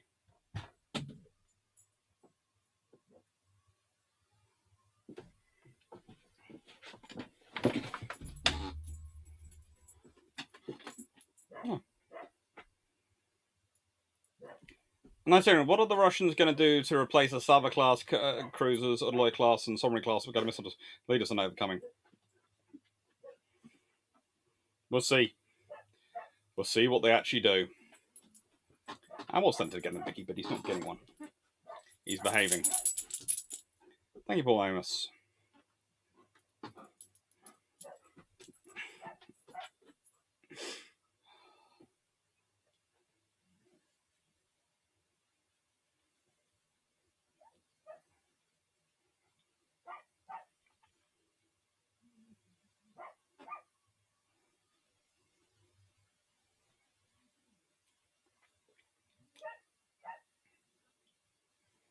Thank you, DG40. And thank you, Glenn Stewart. Thank you, everyone. Hope you enjoyed it. Ooh, a small and fluffy rat on a leash. This was made by Greyhound Gang. Oh.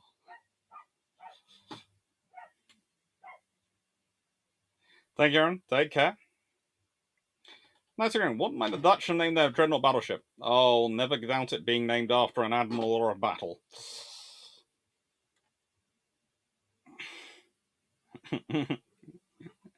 We like having a big poodle. Even if he is sometimes a little bit rough.